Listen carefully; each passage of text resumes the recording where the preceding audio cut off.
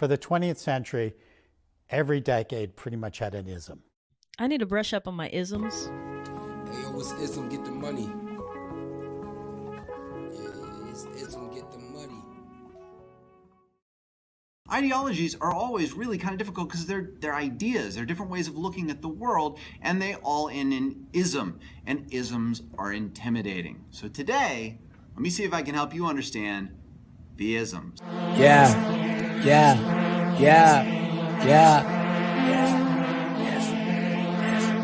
One time, I thought I told you, nigga. Niggas know a nigga about his isms. Isms have done so much damage, but people still believe in them. Talking shit, I might just have to get him. Bitch, I got that flow, I got that wisdom. Bitch, say no to me, I'm Mr. Ism. I hereby turn over to Ism Incorporated everything I have, including my freedom and the freedom of my children and my children's children, in return for which said ism promises to take care of me forever.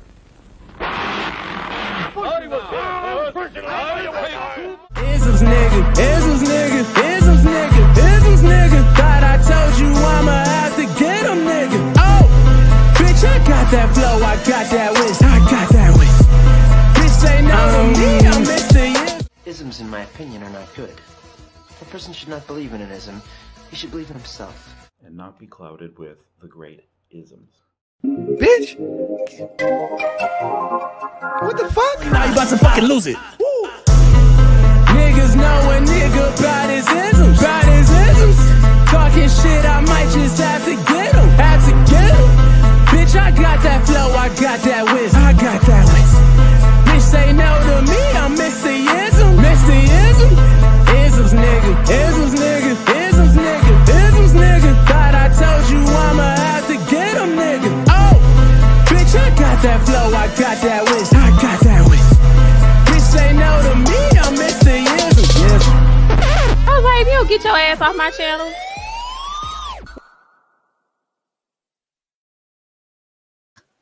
Get your ass off my channel, man, please. Anyway, man. Good morning, good afternoon. I still be thinking about that. Sorry, I be thinking about that. That was hilarious, man. Yeah, it's hilarious. I love it. That's my favorite part of that whole thing is at the end because the energy is building like one way. You know what I'm saying? If you don't get your ass off my channel, I'm like, man, I told it to somebody in my chat. I don't even know how I caught that. What is up, Leah? How you doing, Leah? Good to see you. Hello, Inya. How is everything going with you two ladies, lovely ladies today?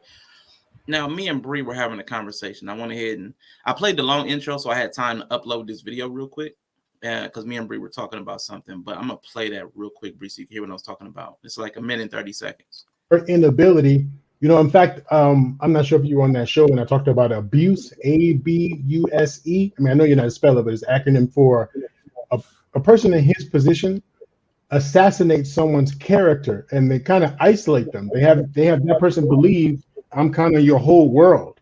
Do you really need to separate? Like, let's slow things down. It feels good. And then boom, B, set her up for betrayal.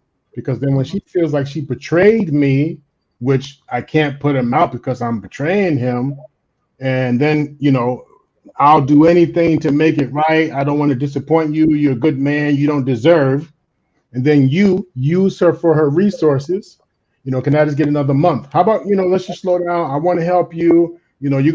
Aren't you planning on getting your nails done in a couple weeks? Why don't you use that money and I'm gonna help you? And then S, keep her just satisfied enough to where she plays into the continuation of it. And I bet it's just a couple of weeks. I bet it's around the 20th of the month when he gets his act right. Right? 25th of the month. He gets it feels good. And the first is too soon to kind of put him out. And then he shading her emotions, because if he can control her emotions, he controls her next move. She has to be able to work on independently her whole system about being able to say no and not feel responsible for his growth and or failure at that point. Man, and there's me. That's a good acronym. Yeah. Exactly. So just flip the for what you were talking about. Just flip the genders on that because it comes from from the person who's dependent. So that when I heard that last night, I was like, okay, I like that. Oh, like a power tactic of a dependent person. Got it. Okay. Okay. That's good. Hello, Inay, how you doing today? Good to see you, lovely ladies, in the chat ladies. As always. All the ladies, hey ladies. I was thinking about this,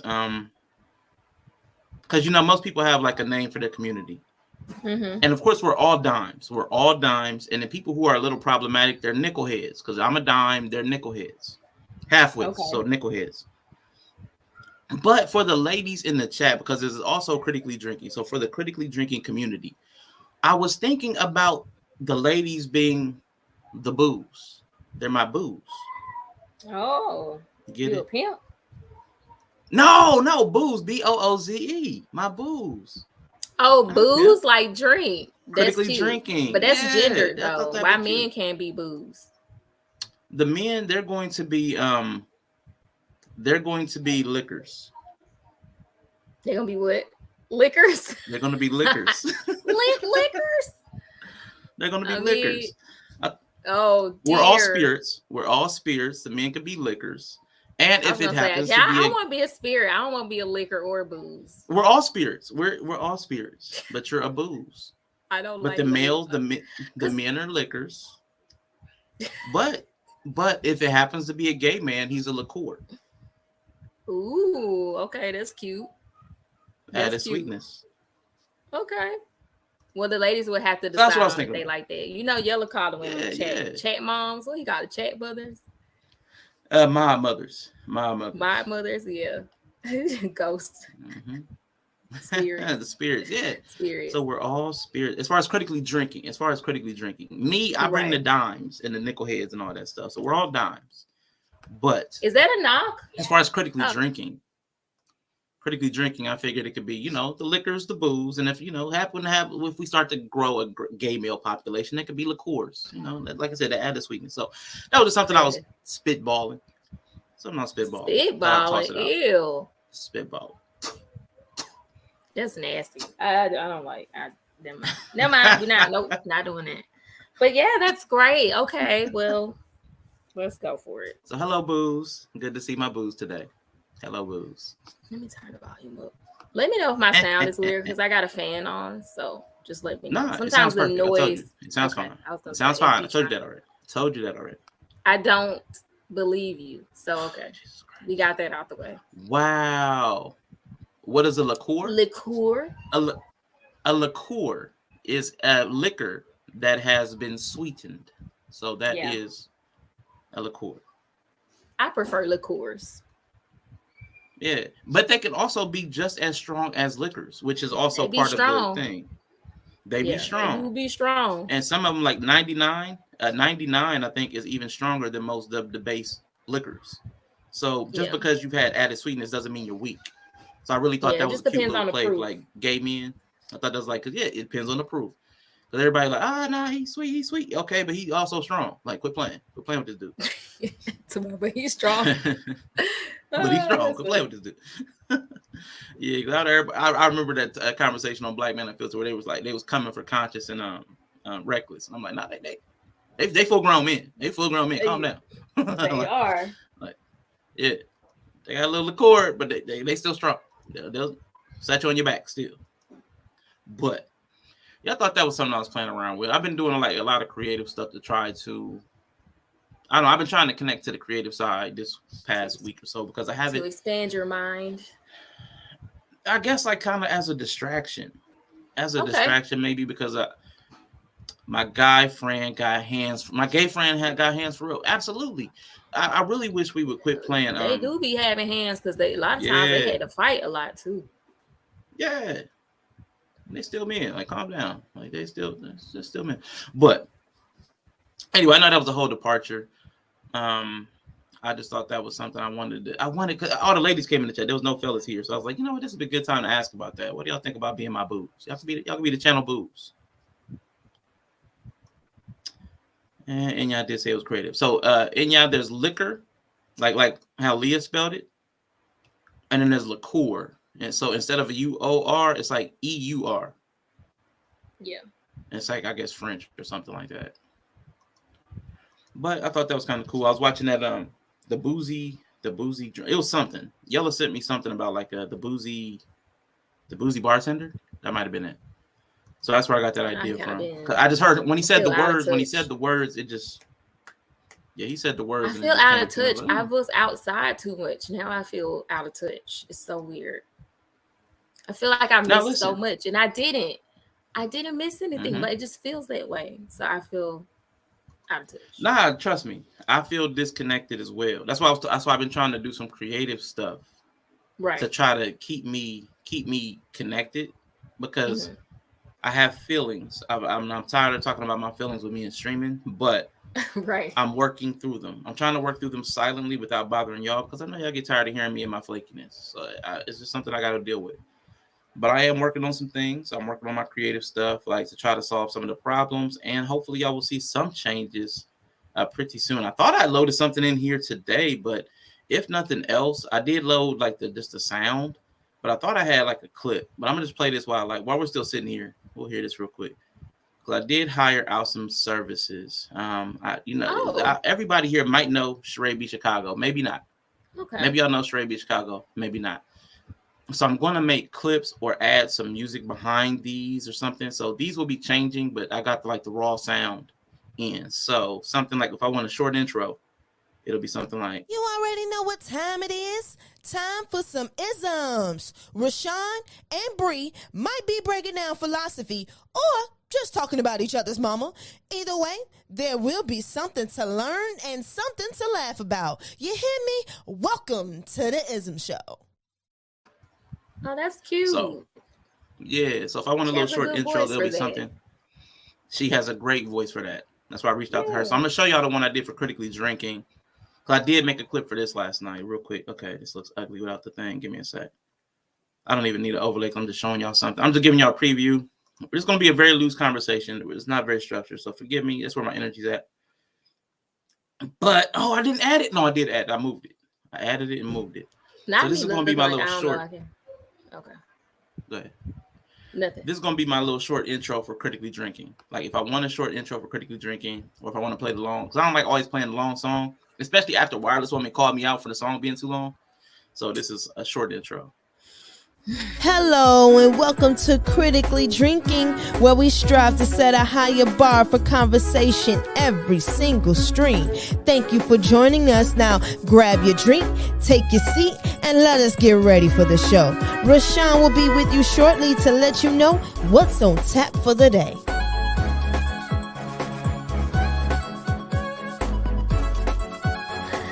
Why you got Kendra up there looking confused? I couldn't help it. Get your ass be confused. I was watching Kendra this morning, confused. like she be confused. Yeah. No, that was nice. That's nice. Yeah. So I just want to do little stuff like that, just to, mix up the energy. What's up, Tom Frank? I know you stopping in while you're at work. Appreciate you for stopping, working and lurking. And if you come back for the replay, man, appreciate you. Appreciate you all the way. Apex in the building. Hello, my guy. Good to see you. Tristan. And we got Mr. He Said in the building. Peace and family. Salute. Rashawn and Bri in the chat, man. And I've been listening to Mr. He Said, Mr. She Said. They've been dropping some jewels on their channel. So, man, please go check out their respective channels. And Heritage Tribe Media Groups. So, they got I know we call ourselves the Unholy Trinity, but they have the Holy Trinity of channels, man. Their content spread across the 3 channels, all different, but all valuable. So please go check them out. I've been taking little nuggets from Mr. He Said. They're in my notes, but man, I've been picking up some stuff, and it's helping me piece some stuff together. So I don't know how much more I'm going to spend on because like last night, I promise you, I was tired last night. I was like, you know what? I don't think I ever want to talk about women again. Like, I don't think I ever want to talk about having a discussion about the behaviors and the thoughts of women. I'm just so. I mean, at this point, I think I'm too. Everybody's everybody's a little off now. So yeah, it's getting warm. It's getting hot. Yep. Maybe it's just time to go outside. That's probably all. Yeah, and that's the other thing. I was thinking that after this week, I know my stream load will definitely be lightening. So in June, things are gonna be changing again. I know May changed. Cool, great. June, things are gonna be changing again. Like I promise you. Yeah. I will not be looking for the crowdfunding. I will not be looking for crowdsourcing or donations in June because I can't guarantee y'all I'm gonna be here. I can't guarantee how many streams y'all gonna get. It's gonna be as I feel. So this summer, and I have to start moving. Expect a lighter load. Yeah, and I have to start moving starting next week. So I don't think I'm gonna be around unless I do like little short vlogs. I've started doing like on one of my social medias, not connected to my business, just filming like blogs, doing what Candid Ann said, just being out, taking clips and putting them together in iMovie and just doing like little 1 minute, this is what I did today clips. So I'm doing that. So I'll probably be leaning more into that kind of stuff because I'm just going to be out too much to know when I'm going to be home to be able to say I'll be live on certain days. So yeah, I don't know. I'm not a touch grasser, but I am going to try to come a little bit from behind the glass. I'm not rolling, especially too many dogs around my apartment. If I touch the grass, I'm probably touching some. I'm gonna have to go to the park, and I'm gonna have to touch grass. Exactly. But then around I might prefer to roll in dog shit than like a red ant cow. Yeah. Fire ants. I don't think, because I was just thinking about fire ants when I thought about touching grass because they're terrible. And I was like, if I really had to pick between possibly rolling in dog shit or like a red ant hill, I think I'd pick the dog shit. I mean, to each their own. I think I would pick the dog. To each their own. Man, so yeah, it's gonna be a light conversation today. Nothing heavy, nothing heavily prepared. But we are going to talk about should American men and women have compulsory service? And we're gonna add we'll add age to it. Should they be?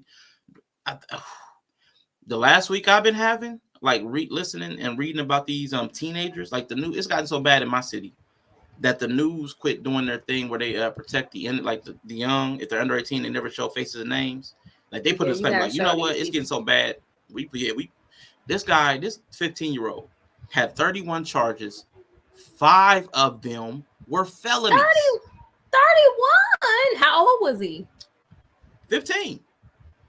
Jesus. And they were like, "No, we're not keeping his face blurred out and not putting his name out there. Like, these are menaces." He said, one day they talked to a cop or a judge or something.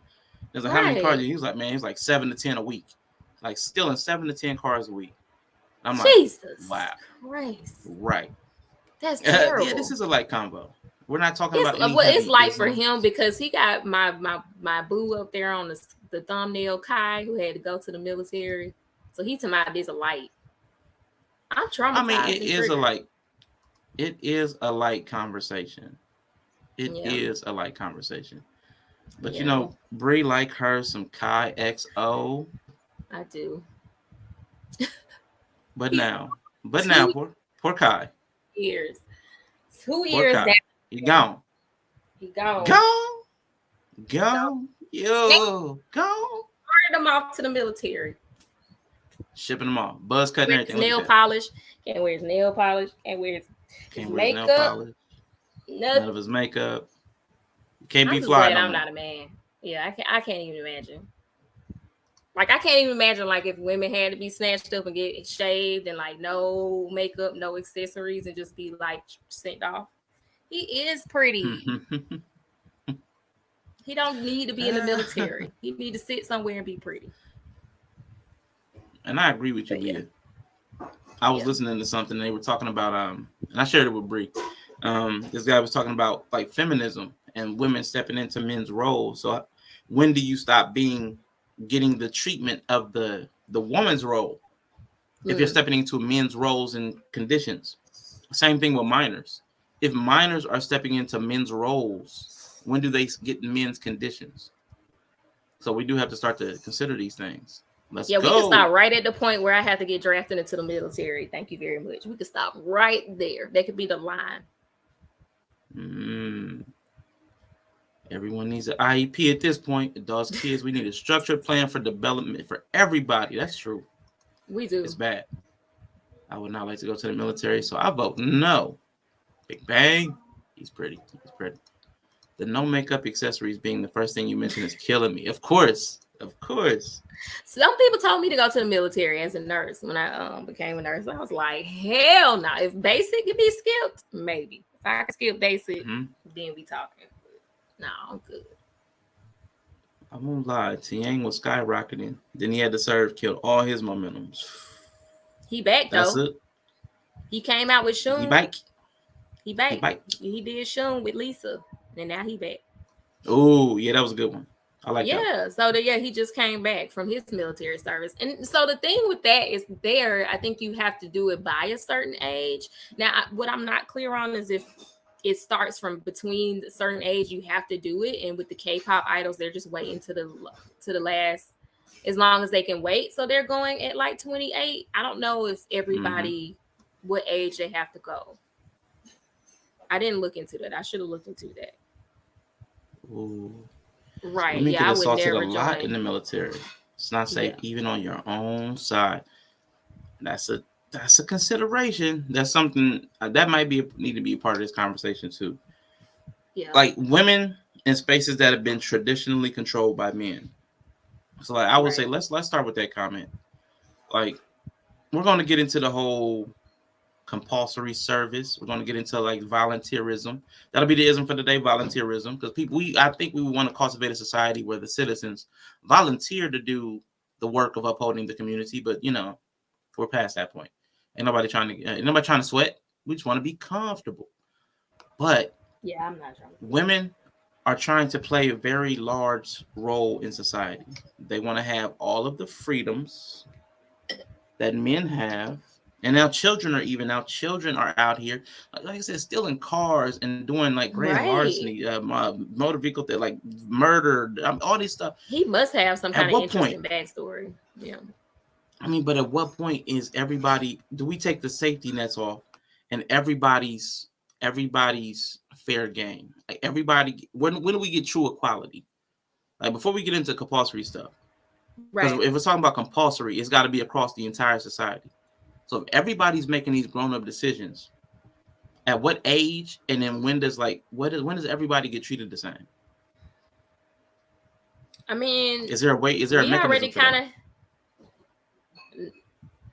I mean, we already kind of have rules like that, but if a child could be emancipated at 15.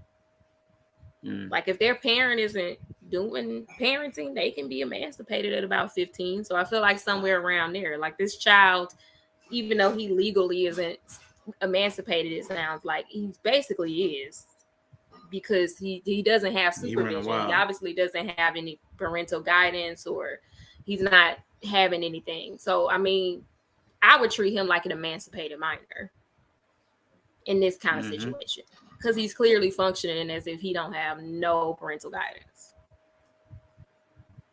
Yeah. So, and we try to protect kids from like adult responsibilities, like even like he's 15 years old, 31 counts, 5 felonies over like the last 2 years. Even if that's the case, people will try to keep him out of like adult prison, because everybody knows a 15-year-old around adult men is different.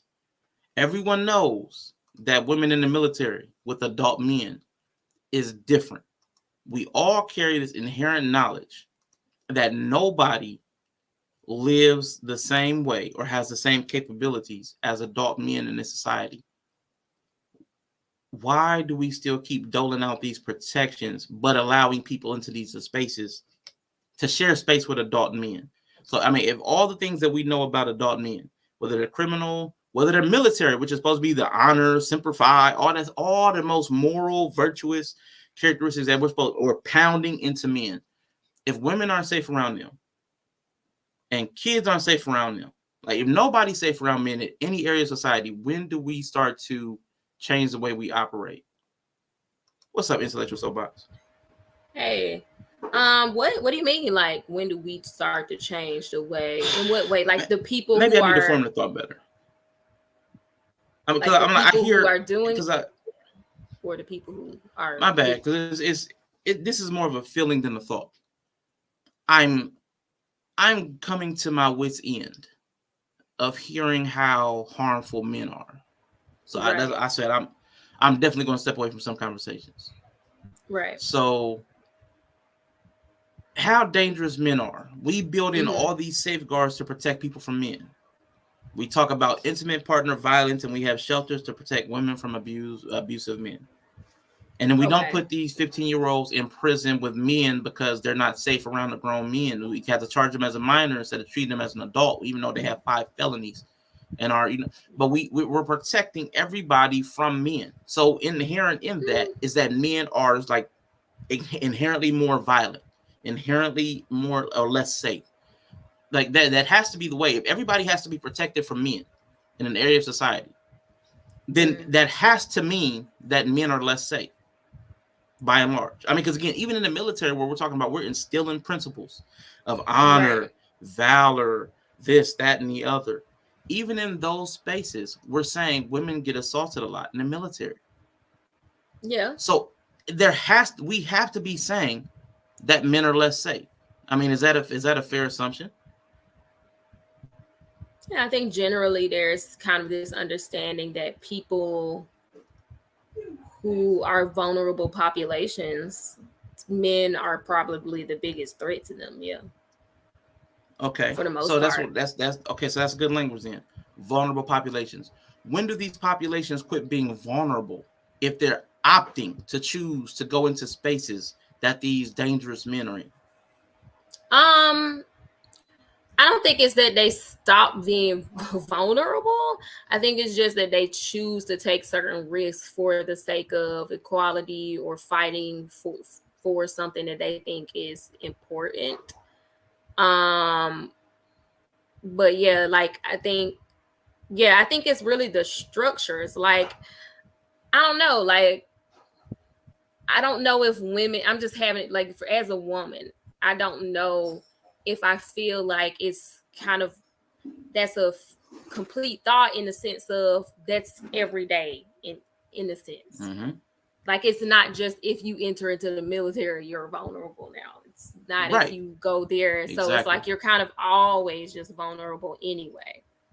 And there's really not anywhere in society that's really set up so that the vulnerable population isn't at risk for the same thing to some degree. I think with the prison thing, that's a little different. I think like even with women, that like the young females aren't put in with the adult females too. So I think that's just more so with like the structure of it. Like an age thing is kind of the determining factor to where you go. And that's with men and women. So I don't think I don't know. I get you, but the structure is built on something. The structure is built on, like, there was some value set that the structure chose. So there's something behind it. There's a principle behind every decision. Otherwise, you couldn't make the decision if there was no value set behind it. So if you inspect all of the decisions that we're talking, almost all of the conversations we're talking about, there is, and that's what Mr. He says on, is there a population dedicated to vulnerable men? What is a vulnerable men population? I would say is an example, because I can say maybe gay men. That's one. What about straight men? What about me? I'm saying, is there any like what we have now as far as working examples of as agreed upon groups of men that are vulnerable populations? Right. The first one I think I'm saying your question is the problem. Like your question is what I'm saying is the problem. You automatically reach past me as a straight man to find other groups of men that might be vulnerable. Like that's the bias that's built in that I'm trying to because work if out. That's the biggest threat, if that's the apex of the apex predator, or the top men being the top as far as frame or physicality, historically having power, so they were the top of the food chain in this sense. So it's like, for you to be now a vulnerable population, there would have to be some added something that puts you into another set. Because if you're at the top of the food chain, then what makes you now vulnerable instead of just being with the rest of the people at the top? Okay, so we need further classification is what you're saying. But because I would say I could fall victim to that 15-year-old who has 5 felonies. Of course, but he's also a man. He's also a man, but he's not a man. He's 15 because he's a protected class. Okay. Well, he's a male. He's a male. So I'm saying, like, if males are the top threat to people who are like children, women who have, if a man is going to be now classified as a vulnerable, there would have to be something that moves him into that instead of just being the male. You know what I'm saying? Because that's just how it works. If it was a lion and an antelope, like, I would have to say, well, why is this lion now not considered a predator at the top? Mm-hmm. What something would have to have other that lion from the rest of the pack? Like, something would have had to happen. So that is still a male. So, and 15-year-old boys, I mean, some of them stature wise, you know what I mean? Like, it's not, I don't know. If he was like an 8-year-old boy, but I mean, yellow ass was like, look like a grown ass man. Exactly. So I mean, if you're talking about stature as far as physical violence, yeah, but I don't know. I just feel like that's just the nature of it. If you're at the top, then something would have to other you before you can say, well, I'm vulnerable too. I just find it interesting that we, like, it illustrates my point that we don't already have language for men who just happen to be straight cishet males that could. But what makes you vulnerable? I think you're taking vulnerable as meaning that, but I think you're taking vulnerable as like literal. Like, I'm vulnerable to a text. Like, if somebody comes at me with a hammer, like, that's not what makes a vulnerable population vulnerable. If we're talking about like policy and just like general social constructs, like anybody can be vulnerable to harm, being hurt, or attacked. So that's not what we're talking about when you're saying a vulnerable population. So what are you talking about then? I think for it to be a vulnerable population, there would have to be like an across the board, like, it's not a case by case. Like, of course, there's going to be people who outlie, but generally women are vulnerable to being overpowered by the strength of men. That's generally, for the majority of female population, going to be the case. Now, maybe there's like a Olympic power lifter who can hold her own, or she's toe to toe. Maybe she's taller, bigger, whatever. Maybe that woman can possibly hold her own. But generally speaking, most women are vulnerable to be physically overpowered by a man. Like, that's just kind of the default. So that makes you a vulnerable population. Got you. But do you also then realize too, though, then, that most men can be overpowered by other men? Yeah, but that's going to be like, more but that's going to be, if you can't say most men are going to be, that's going to depend on the two men. So, but like the two that you can't say, well, men are going to be overpowered by men. Well, that's going to depend on the matchup of the men. So that's like, you may be able to hold your own against, but like there's usually not a matchup of a woman that she's going to overpower a man by default. Like, that rule kind of generally applies across women. Like, so what we're talking about is degree. At this point, we're talking about how true that statement can be across the population. Well, with the male population, 50% would have to be over, just mathematically, the top 50% would have to be able to overpower the bottom 50%. Right, which but makes you have a 50-50 chance of winning. You have a 50-50 chance of winning. 50%, I don't have a 50-50 chance of winning. Right. So, like, again, that's what we're talking about, a thing of degree. Not that the problem exists. I mean, because 50-50, that's a big chance. If you had a 50-50 chance of walking out and dying today, you probably wouldn't want to walk out the door. I have like a 1% chance. You have like a 1% chance. So, like I said, what we're talking about is degree. So we're not saying that men don't have a problem. We're saying that it's not to the degree. Okay. Yeah. So let me make sure it just can't be true across. Men have a clear misunderstanding of the threat they impose on others. My mother was on me about not knowing how strong I am, especially when playing around with others. I get you. There's something to that. I'm not saying that there's not a problem with men. What I'm saying is that men are also impacted by the problem with men, and that often gets overlooked. I think violence can affect anybody. for sure. Mm-hmm. But I'm just saying, when you're talking about the language of a vulnerable population, that label is not just face value. I think I get you, but to the person, yeah. but to the person at the bottom of that hierarchy in the men's section, you're never ascending to the top of that hierarchy. You're always going to be the vulnerable male. You're not going to just suddenly be the Rock. You're not going to suddenly. But then that person can be in a room with a woman and still be not vulnerable to her. So I mean, because like. And the woman can still be in a room with a child and not be vulnerable. So like the same dynamics are at play at both. So like, but that's why I brought up gay men. Mm-hmm. Because that's a better example. Because they're men, but they're still considered a vulnerable population because of the violence typically directed towards them. The majority, like we start talking about that chance, that percent, that probability of being affected by violence is higher to a point where it's almost like the rule. I'll be right back. My toddler. I'll be right back. Do you think men have to be aware of the physical weaker male, female can be easily imposed, especially left unsupervised? That kid got 31 charges because he's turning into a young man. He's a kid with man strength running around reckless. I feel you up. I just got these bars across my face. Bam. All right, cool. Now we back. We better. There we go. All right. So my thing is, and I get this is more of a feeling. It just strikes me that we're so conditioned to never be able to account for the vulnerability of cishet straight men. It's like they can never be a part of the protected class. These systems don't protect vulnerable populations to me. It's less about physical threat, more about who has power overall. But power overall is such a broad term. What is power overall? Who has the power? Can you identify them easily?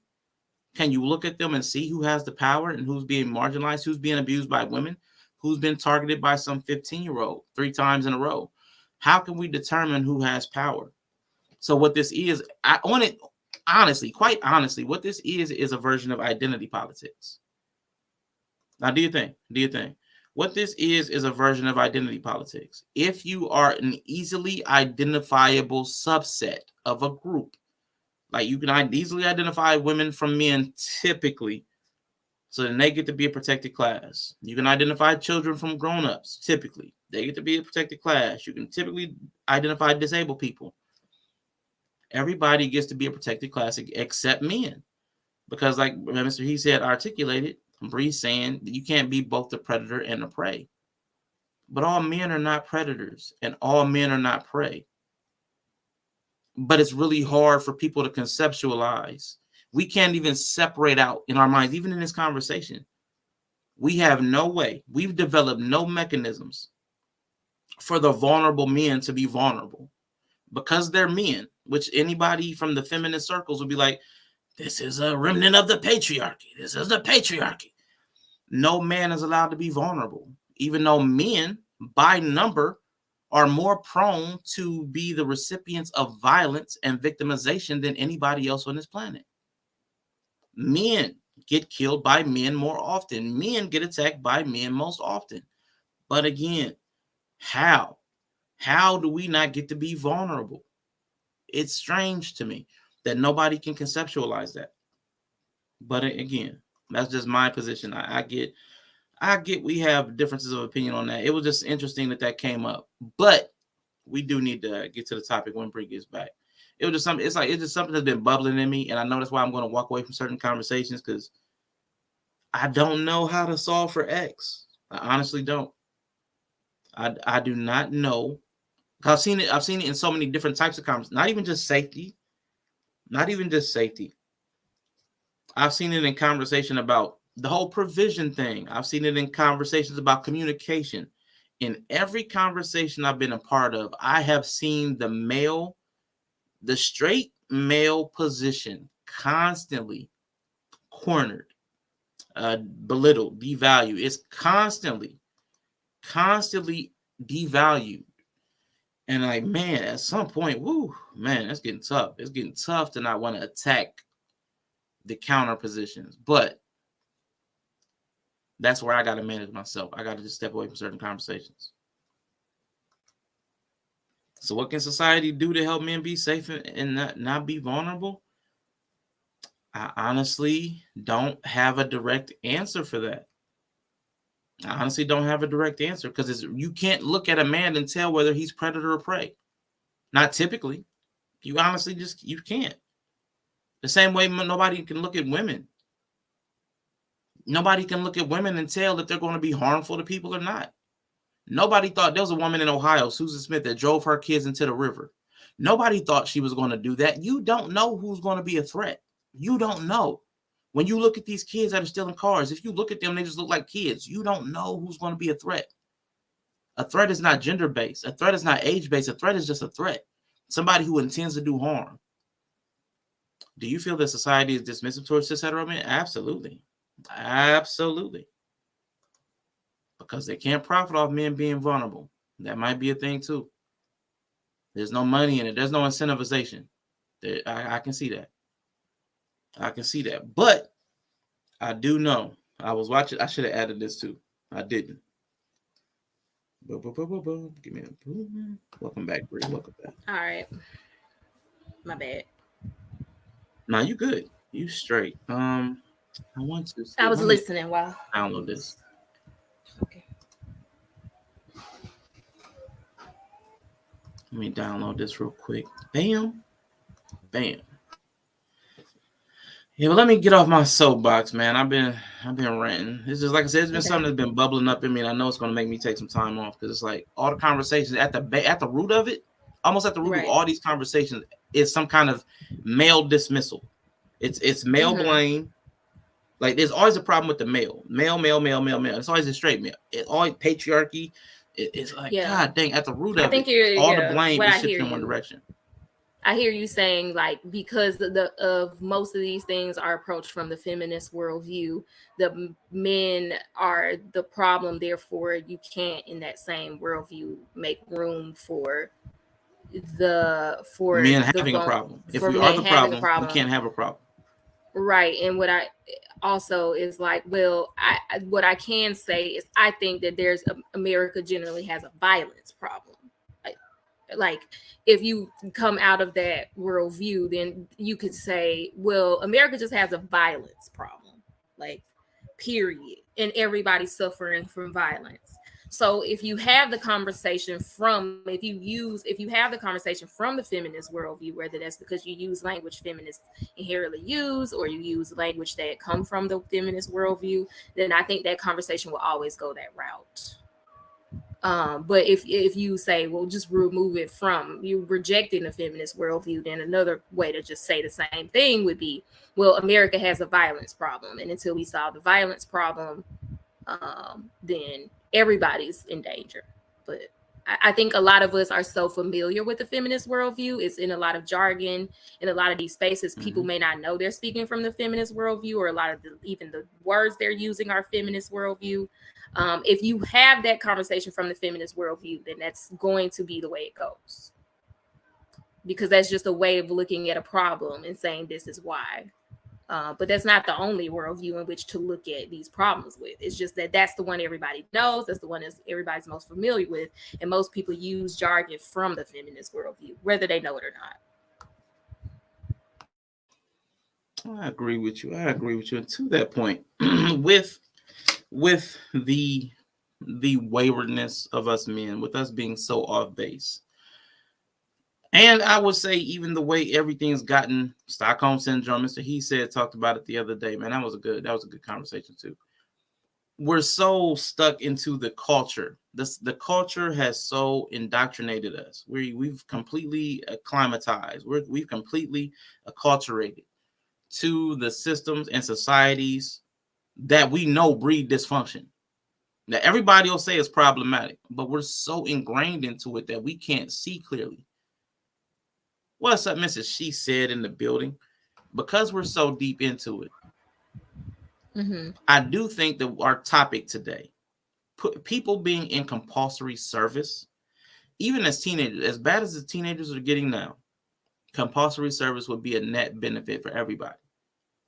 because there's going to have to be a learning of sacrifice, because people are outright rebuking, refusing, refuting the term sacrifice as if it's inherently bad. We've gotten that far where people are, I refuse to sacrifice.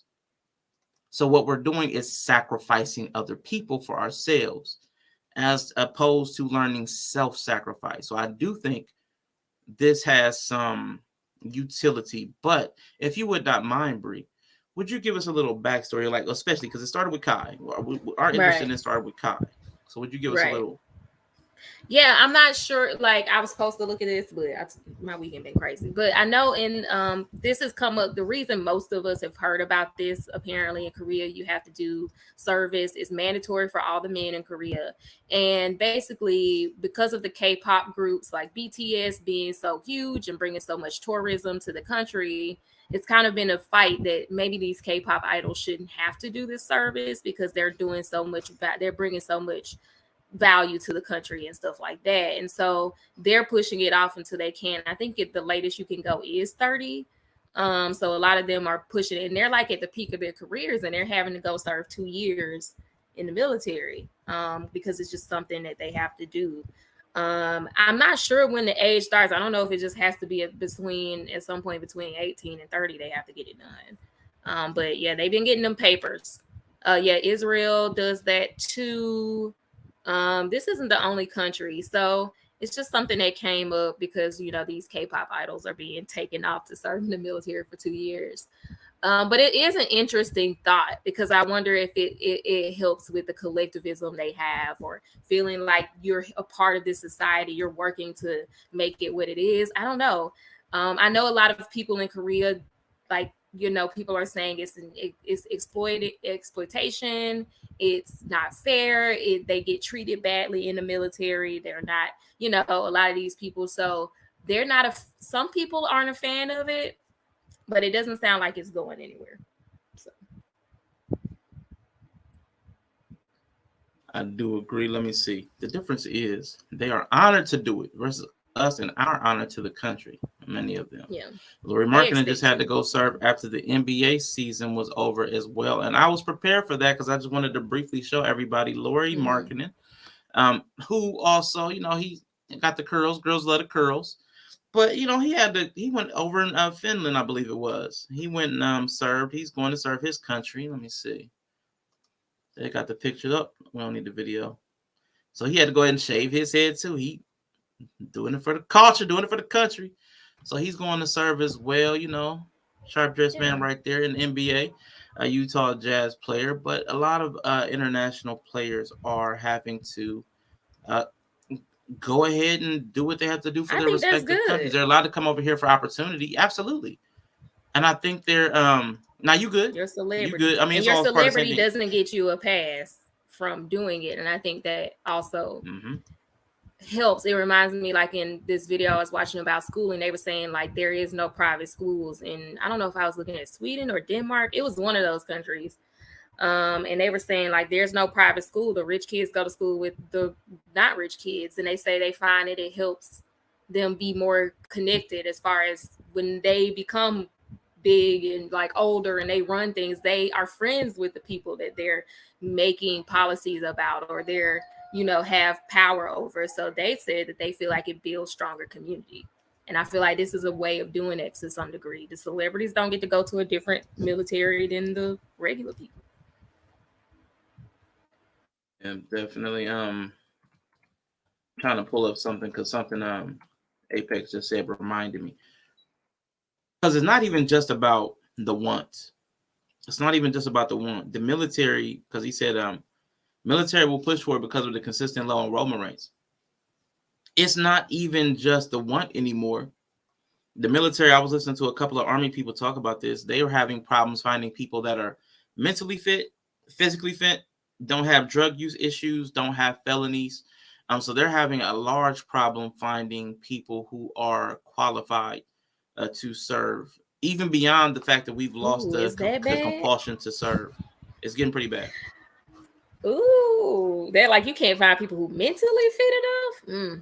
That speaks volumes. Yeah, I think they said it was I want to say 13%. I know, me and Nova were talking about this yesterday. Somewhere around 12 to 13%, and I have it in a Jordan Peterson clip as well. 12 to 13% just do not have the cognitive ability to serve. That's not even talking about psyche val, like psyche val people. That's just like 12 to 13% of our U.S. population does not have the. I think it's like an 83 IQ. It's somewhere around there. Ooh, like 83 IQ that they won't even 83. There's nothing that's low. Yeah, exactly. So they said it's like 12 to 13% of the population. You have to be like out just because of that. I'm about to say 83 is low because I even heard like 96. I heard 96 to be, and they dropped it to 83, and people still ain't making it. Damn. Still ain't making it. I'm best friends with my future janitor. I resurrect. He respected. What do you have to do to be mentally fit? So I would say the IQ test and the psyche valve are the mentally fit components. IQ test, like you can process information at a certain rate. Because when I was listening to Jordan Peterson, he said the person he was working with, it took him 9 hours to work with a guy. I guess he was probably studying the guy, but it took him 9 hours to train a guy to fold a letter along certain, like they had graphics on the photo or on the paper, like legal size letter size paper, but it had certain guidelines, but they were posted as pictures. I guess it maybe had squares or triangles on it, so you had to fold the letter a very specific way. It took him 9 hours to learn how to do that. So he was talking about his demonstration of people. There are people that just really do have low cognitive ability, and there's not really much you can do about that because they're just the utility, the energy drain to try to train them to do stuff. The time and energy sink is just not cost effective. Damn, that's sad. Sounds like me going El Salvador. I'm flabbergasted. It's becoming more and more. It's the best decision. Listen, Apex. It might be, but there are a lot of problems. Yeah, but I mean, so would they have to not worry about that if we were gonna do something like that? Then that you couldn't have that kind of rule. Well, when we also have you the just problem, gonna make all males have to enroll at a certain age. I mean, you couldn't have that rule, right? Can you repeat that one more time?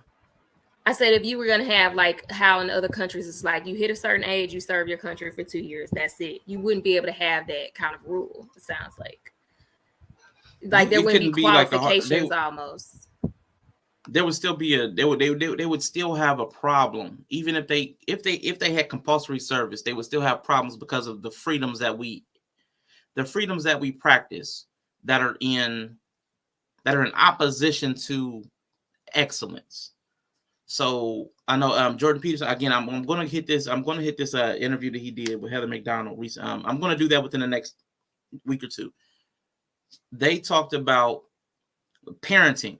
If two people who have an average IQ of like 100, then typically their child will end up slightly above, like a 110. But because people are not selecting for certain markers of success and education, then you typically end up losing IQ. Then you have things like poverty that further impact IQ and cognitive ability. So there are a lot of barriers just on the IQ side. Let alone certain things that are so dysfunctional in our society that the psyche value becomes a problem. Then you talk about the obesity epidemic. You know, I'm not casting. You know, I got lots of extra meat on me, but you have the obesity epidemic where at least half of our Americans are overweight and obese. At least the numbers fluctuate depending on where you source your numbers from.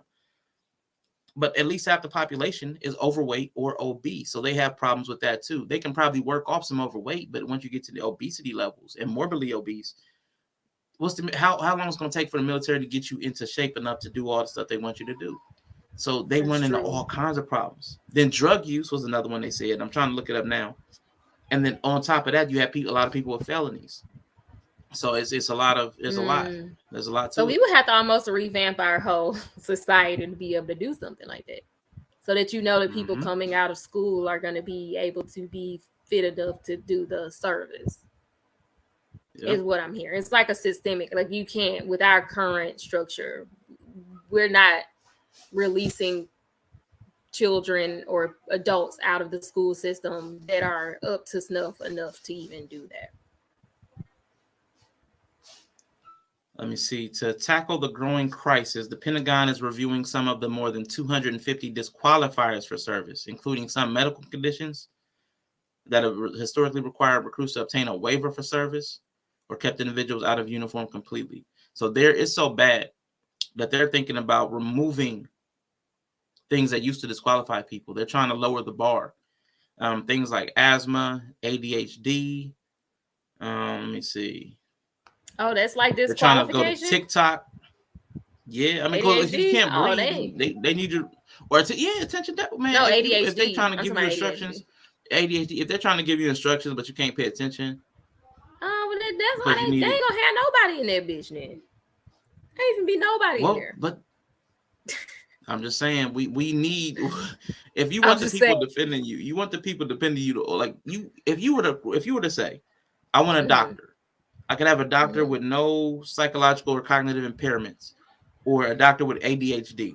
Which one would you say? Shit. The doctor that saved my life, she got problems, but she saved my fucking life. See, I there picked you her go. ass. Cause no, for real, I picked her because she look off.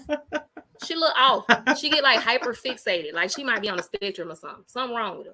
But I was like, she ain't gonna let me fucking die though. Hey, I'm sorry. Like I think the more we're learning about ADHD and like some of these things, I don't think that necessary. Now, yes, like I'm not making the argument that ADHD couldn't be an issue with like have certain issues, but there's so many roles in the military. I think they need to, there's roles to be filled. I mean, my brother was in the military and it wasn't like a fucking action movie. Like half of the time he was just doing like mundane shit around the base. So it's like, you know what I mean? Like is there are people with ADHD running businesses and companies. I mean, I low-key think I have ADHD to some degree. I mean, so no, I don't think as it stands, what we know about some of these things, as we start to understand the capacity and the spectrum of these things and we're being able to quantify how severe, no, I don't think a blanket statement like people with ADHD, you ain't gonna be able to put a lot of people who could be of use to some jobs that need to be filled. I mean, yeah, I get what you're saying. I get what you're saying, but then you would then be putting the burden on the military to. They would have to then deploy resources to understand exactly which capacity they would need to be put in, and how and to what degree they can be put in based upon their individual particular need set. So I mean, that's a lot of. I mean, maybe don't put them on the battlefield, but you know, it's a lot of stuff around. Like I said, a lot of mundane tasks that are being done. That if you're talking about just putting people in and everybody has to serve, you would have to build in that structure anyway, because everybody's not going to be battlefield ready, or everybody's not going to be built for that. So if we're just talking about moving towards that, you're going to have to build that in anyway. You're going to have a way to put people who maybe aren't fit for, battlefield somewhere. Yeah. And I get you. And I wasn't trying to demonize ADHD people. What I'm saying is if I have somebody that's in a highly specialized skill they might be sets, I want their attention to be able to be focused and sustained over a period of time without the aid of, if I had my druthers, if I got to choose, I'd want them to not be dependent upon drugs or anything else to be able to hone and focus their attention on the task at hand. Not saying that they couldn't accomplish the job. I would prefer if I want my piano played, I prefer the person have two hands and not one. I prefer it. They might be able to play a concerto with one hand and their toes. It may be, I've seen somebody play with both feet. It may be amazing, but I'd prefer them to have the bass line. And that's just, But I want to ask you this question because Mr. He said something provocative he said put him in prison. Chat. Put him in prison. Go to service for 2 years and then jail for 2 years. I don't want to be in there with real criminals just to be in jail. Jail? Like I work for jail. Like I gotta go. Like I come out of service and do. Like I don't want to go to jail. Like I gotta be in there with people who really supposed to be in jail. I don't know. And maybe he meant maybe put him on border patrol or something. I don't know. Maybe he meant like as corrections officers, so that you're dealing with. man, they need structure. So maybe he means like as corrections officers. I don't know. But I'm like, man, I don't know if I want to go to jail automatically you put me for in turning jail 18. Because you had a penis and you turned 18. Dang. Yeah. I didn't believe I had ADHD until I went back to school and they actually did a brain scan. And my brain was running 1 billion miles a second. The doctors were shocked. Bionic brain. That's what's up. Yeah.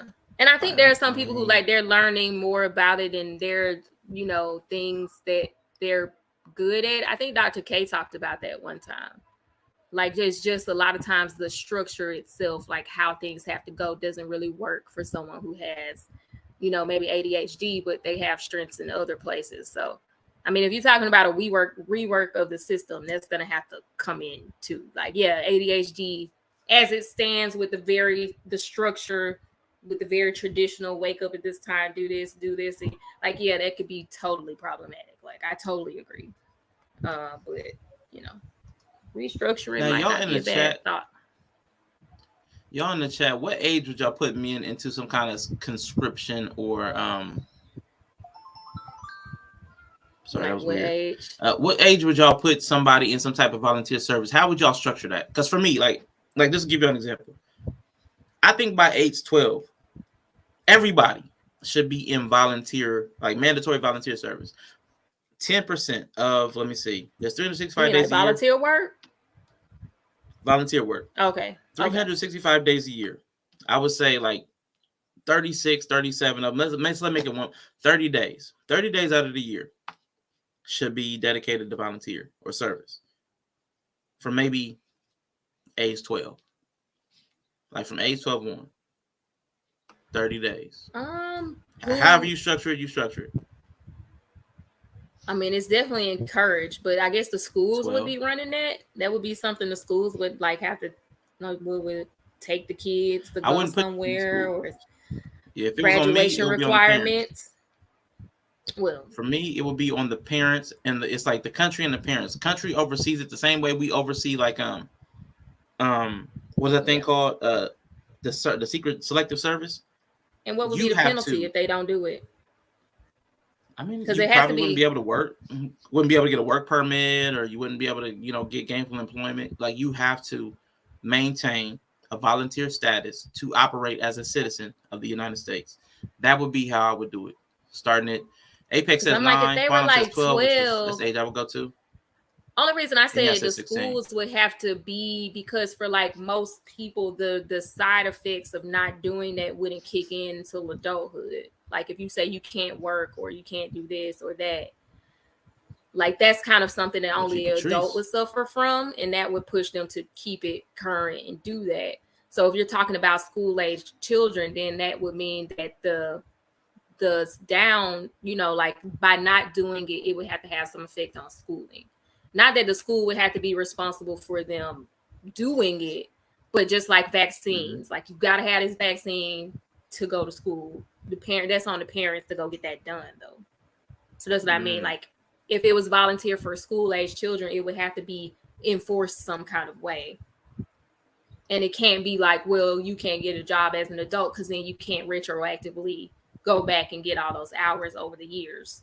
So it would have to be something that the school would enforce to some degree by saying, oh, for your child to go to the next grade, you need to turn in there like over summer. It could just be like over the summer, we expect kids to do this much volunteer work that needs to be turned in just like a vaccine as part of registration for the next school year.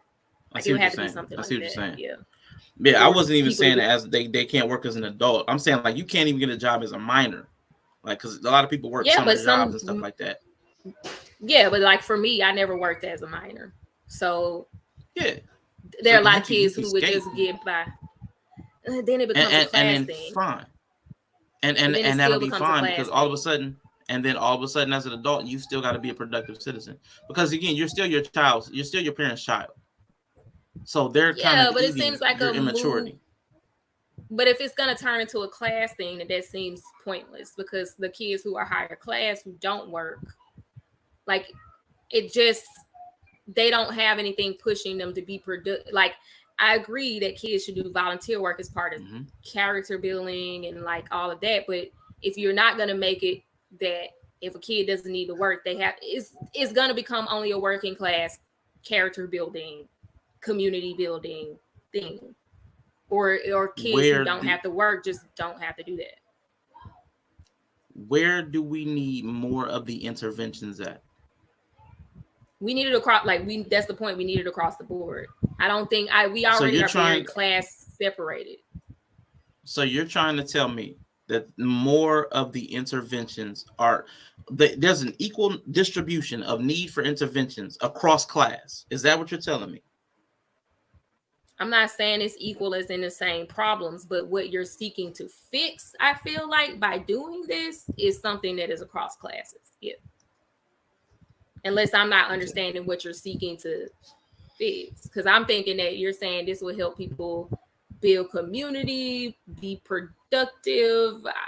So I feel like that's a valuable asset across classes. I don't think that's class specific. It's a valuable asset across classes, but we need specific interventions more the lower down the rung you go. So for somebody at the higher class level, they have more supports based on family and network that will catch a lot of the problems that we're trying to address with volunteerism. So even if they don't work as a 12, 14, 16-year-old, they will not have some of the literacy problems. They are not going to have some of the drug problems, some of the gang problems. A lot of the problems that people of the working and lower class will face will not be faced by those individuals. Again, going back to that first conversation we had, the percentage of people who will be affected by it, it might be 50-50 at their level, that somebody might go slip into a drug issue. But at the lower classes, it's like overwhelmingly people are susceptible to societal influence. So for me, I don't mind that disparity. Yeah. I mean, I just think it's also not realistic to some degree to think lower working class parents who already are causing some of the baseline negligence due to their life or just not having the resources or time are also going to take it upon themselves to do this extra thing for their kids. Like, I just don't see that also. I feel like unless you put it on the system to do it, I don't see these same parents who got kids running the street and being in gangs are going to go out of their way to find and volunteer work and make sure they get to and from volunteer work. And like, I also see that as like, if you don't put it on the school, I don't see them same parents doing that. I get you. And I'm not trying to put it on the parents at all. I don't believe in penalizing the parents. We're trying to get people who are going to be productive citizens on their own. When you turn 30, you can't look to your parents to like face your punishments for what you did not and didn't do. We need to instill some level of ethics and morals in these young people so that they understand that they are responsible for their parts. Like, there has to be something on them, not the parents. The parents can't be punished at all for what the kids choose. Like, there has to be some other interface that maybe we just don't even have something available. Like, I think maybe because of vulnerable populations. Right. That's why I refuse. I can't put it on the school either. That's not fair. So I'm like, yeah, they don't exist in any capacity. Yeah, right. So that's why I'm like, even going back to the way I was talking about men, we have to think of a way other than the way we've been trained to think to solve this problem, because we cannot put more on the schools. They're already failing. We cannot put more on the parents. They're already failing. We're going to have to drop this stuff on the kids in some kind of way. Then they can no longer be a protected class. They're going to have to live with the responsibilities of their decisions because I'm just like, I don't understand how that's crazy. I don't see kids will have to have more autonomy then. Don't they? No, I'm saying they would need to have more autonomy for something like what you're saying to work. Because if the school's not going to enforce it, it's also not on the parents. Because you're saying, well, there's too much on the school. So unless the government itself is going to do it, then what other entity? I mean, if they're putting a requirement, for me, they're putting a requirement on. Yeah, I wouldn't sign up for no shit. I don't fuck with big government. Nope. I mean, we can keep hoping. But that's my conservative leaning. That's my conservative leaning coming through. I ain't never gonna be vouching for more government. No. Listen, all I know is what we're doing is failing. And it's failing miserably. I think depending on systems, really is failed. like depending on a system to instill moral values, all that stuff is failing. So I don't think more system based I get you. I get what you're saying. I get what you're saying. And I'm not even really thinking that, because the current military, the current services don't really instill virtues. A lot of people use these volunteer places as I don't even want to say that. A lot of this stuff, I'll say a lot of this stuff is virtue signaling anyway. Right. What I'm saying is that we're putting a burden of responsibility on young people so that they learn to embrace responsibility. I'm not even saying that it's going to make them truly better people, but they'll be occupied so that they learn, they may through osmosis, they may through experience learn something that teaches them to be better human beings and better citizens. That's all that we can hope for. It's not, so I'm not saying the big government is responsible for making them better people, but it's putting them in position to learn something or experience something that may garner empathy or understanding. So just by putting people in these positions. We have stuff like that now. It's like programs that maybe the government fund programs. I know when I was growing up, my brothers went to like it was almost like a work program. It was like I don't know, but it was like over the summer, and you get put into different fields, and it's basically volunteer work. I mean, you get a stipend, but more so to like get to and from, like bus, or if your parent has to drop you off, they give a stipend to kind of offset some of those costs. And then of course you got to get lunch while you're there. So it's not really like, it's just to offset that. But yeah, he worked, he volunteered. It was somewhere he was learning how to build computers and stuff. He was like 14. And they kind of do an assessment of, your personality and your skills. And they put you in go send you somewhere based on that. And so he ended up working with computers and building computers and all that stuff. I can't remember what my other brother did, but they've had stuff like that throughout time to occupy kids. I went to a program every summer from 10th grade up, where I would go and, it was SAT prep, but it was funded by the government. It was at colleges, and they also took you around to different colleges, so you could kind of see and learn about all that. Because a lot of our parents couldn't take us to college tours and stuff like that. So they have some programs like that as well. And they give you they give the kids bus passes or whatever, so we can get to and from, or stipends, so we can try to offset some of the cost of us going to these programs. So, I mean, they kind of have something like that. And that's all I'm talking about. Something like that, but make it mandatory. Like make service mandatory. Military service mandatory. I wouldn't put them in jail like Mr. He said, but maybe there should be a time where they go and see some of the other domains of life.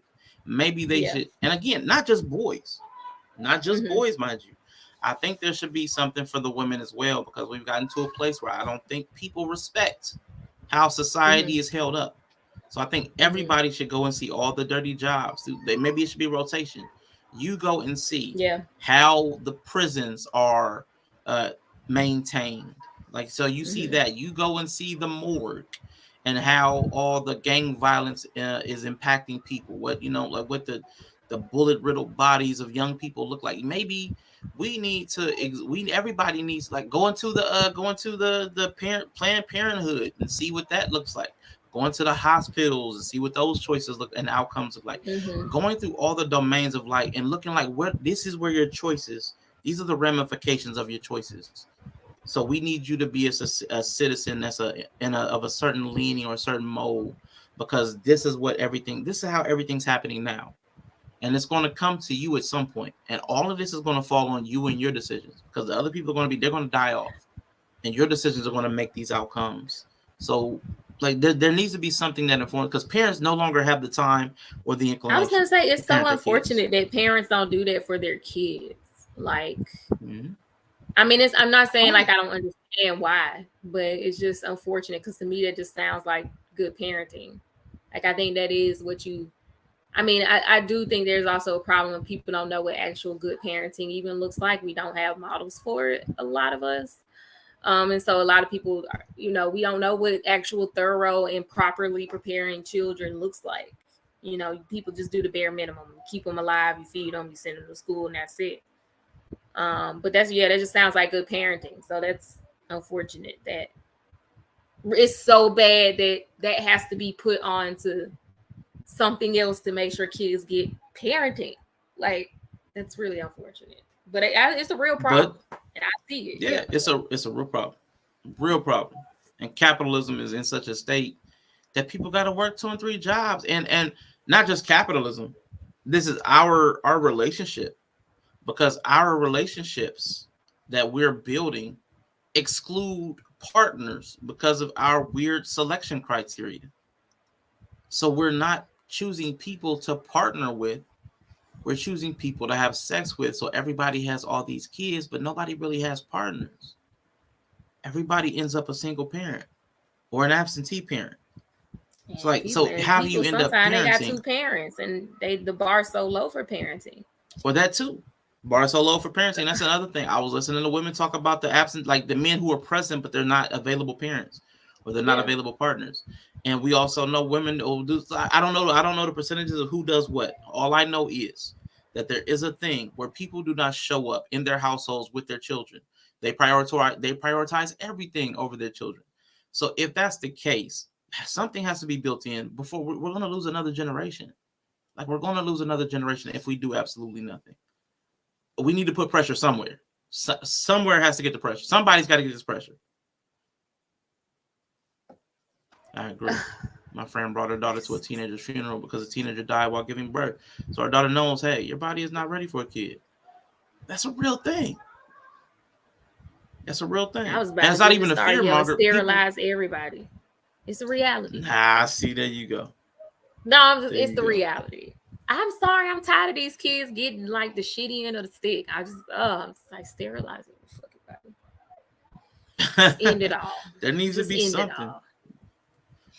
There needs to be something, because the choices that we're making now are shaping us up for a worse future than we had today. Because this people were telling us 20, 30 years ago, even 100 years ago, people were telling us what the outcomes would be.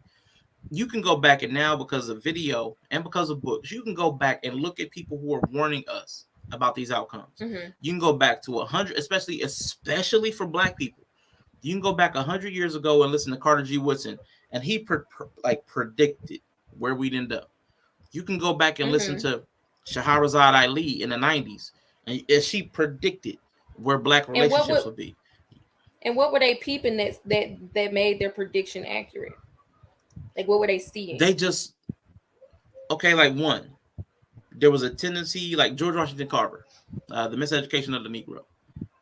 One of the things that he noticed was, I'm gonna say this in twofold, and we still have the same problem. We have not solved this problem. Apex was one of the first ones I saw on the internet, from the chat or whatever. He was one of the first persons in the chat really pounding this home, because all the Black men were getting on complaining about women.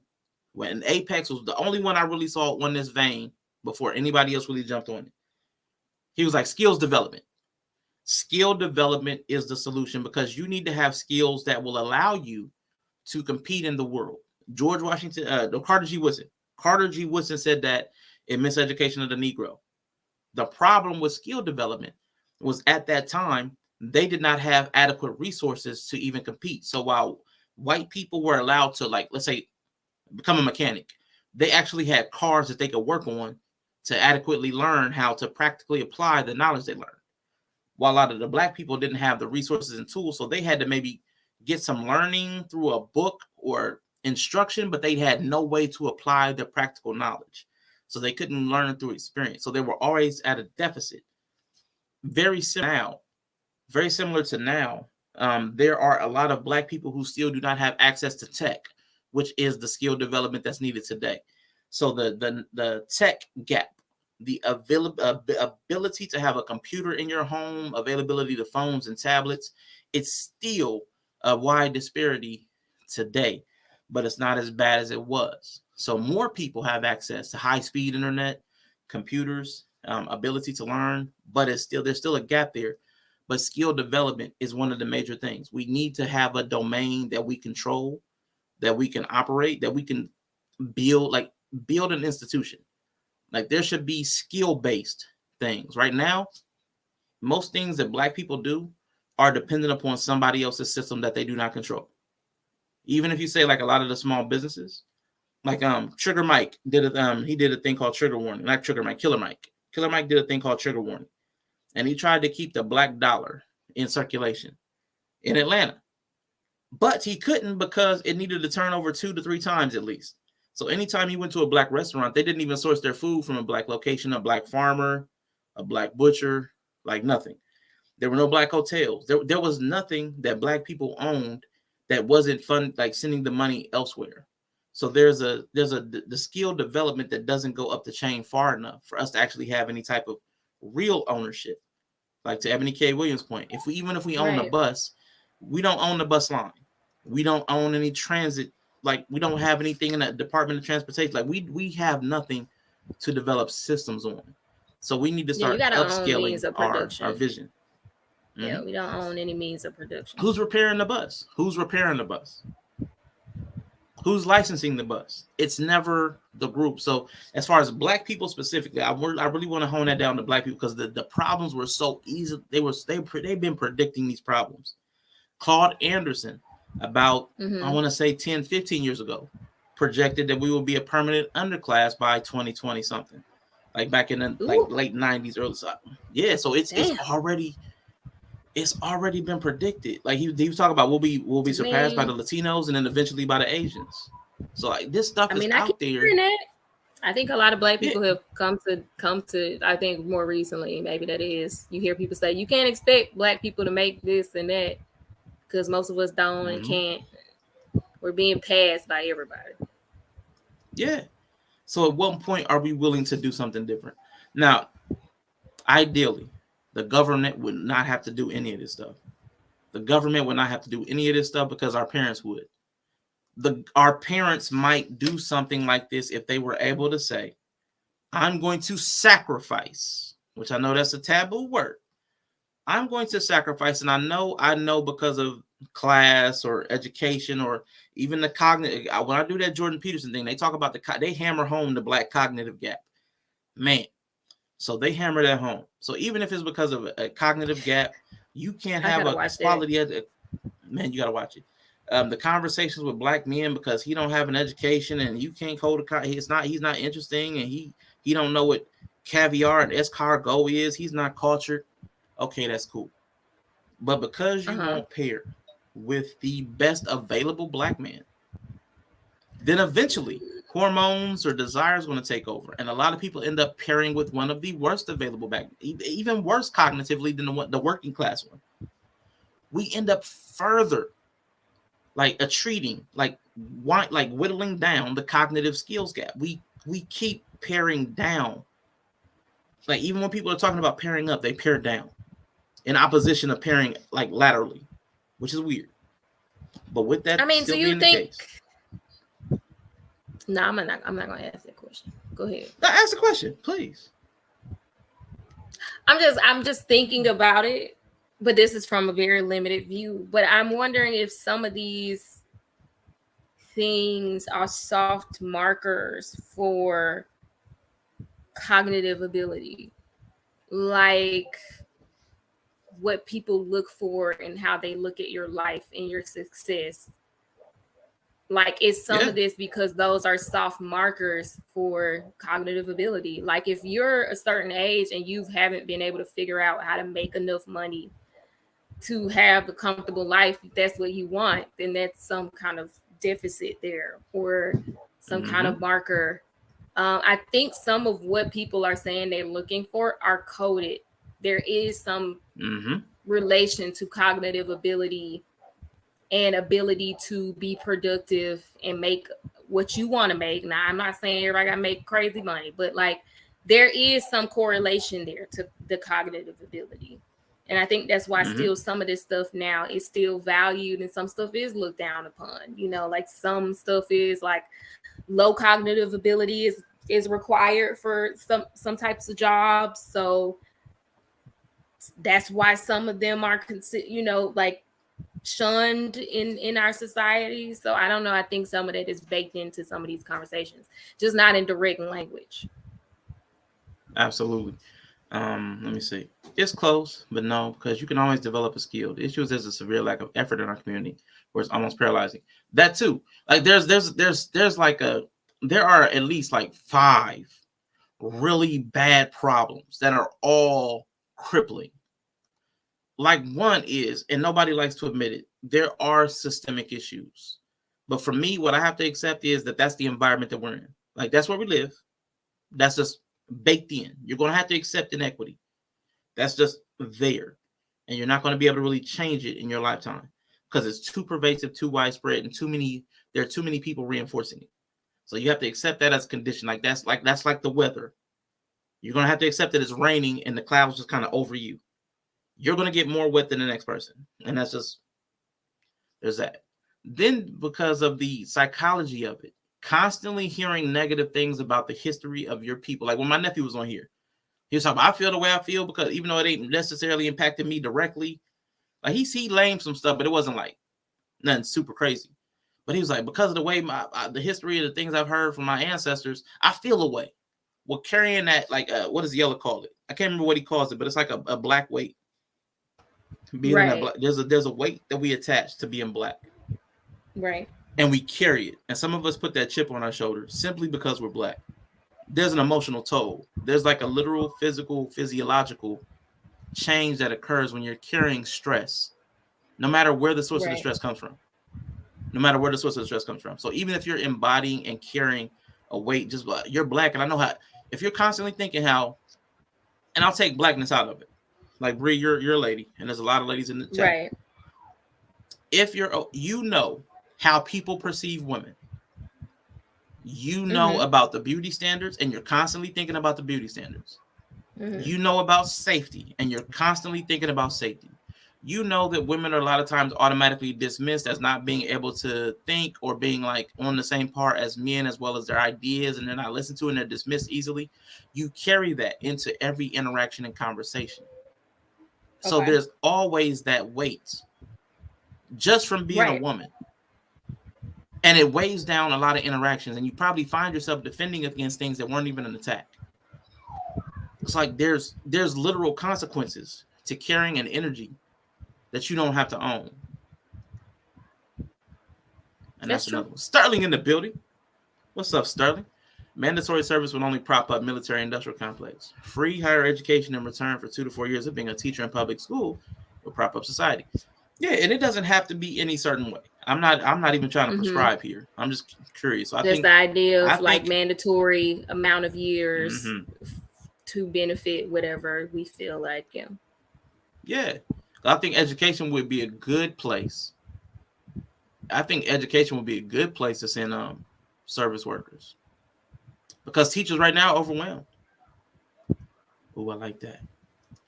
We also need to stop caring what people say to us. We're conditioned to stop whatever progress we are doing the moment someone calls us the absolutely, man. Woo! The other people don't say the N-word as much as they used to the point where now we're calling each other the N-word with the ER.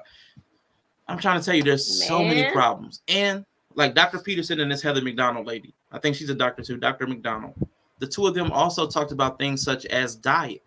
We also know that poverty restricts diet. There's a lot of food deserts. So if that impacts your cognitive ability, that's a problem.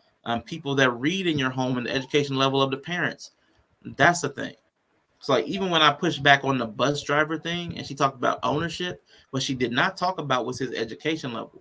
And what Dr. Peterson and them were saying, if you have 2 like readers in your home, you're more likely to have like it was like there was certain, I can't remember the numbers, but there were certain IQ levels that were associated with certain things.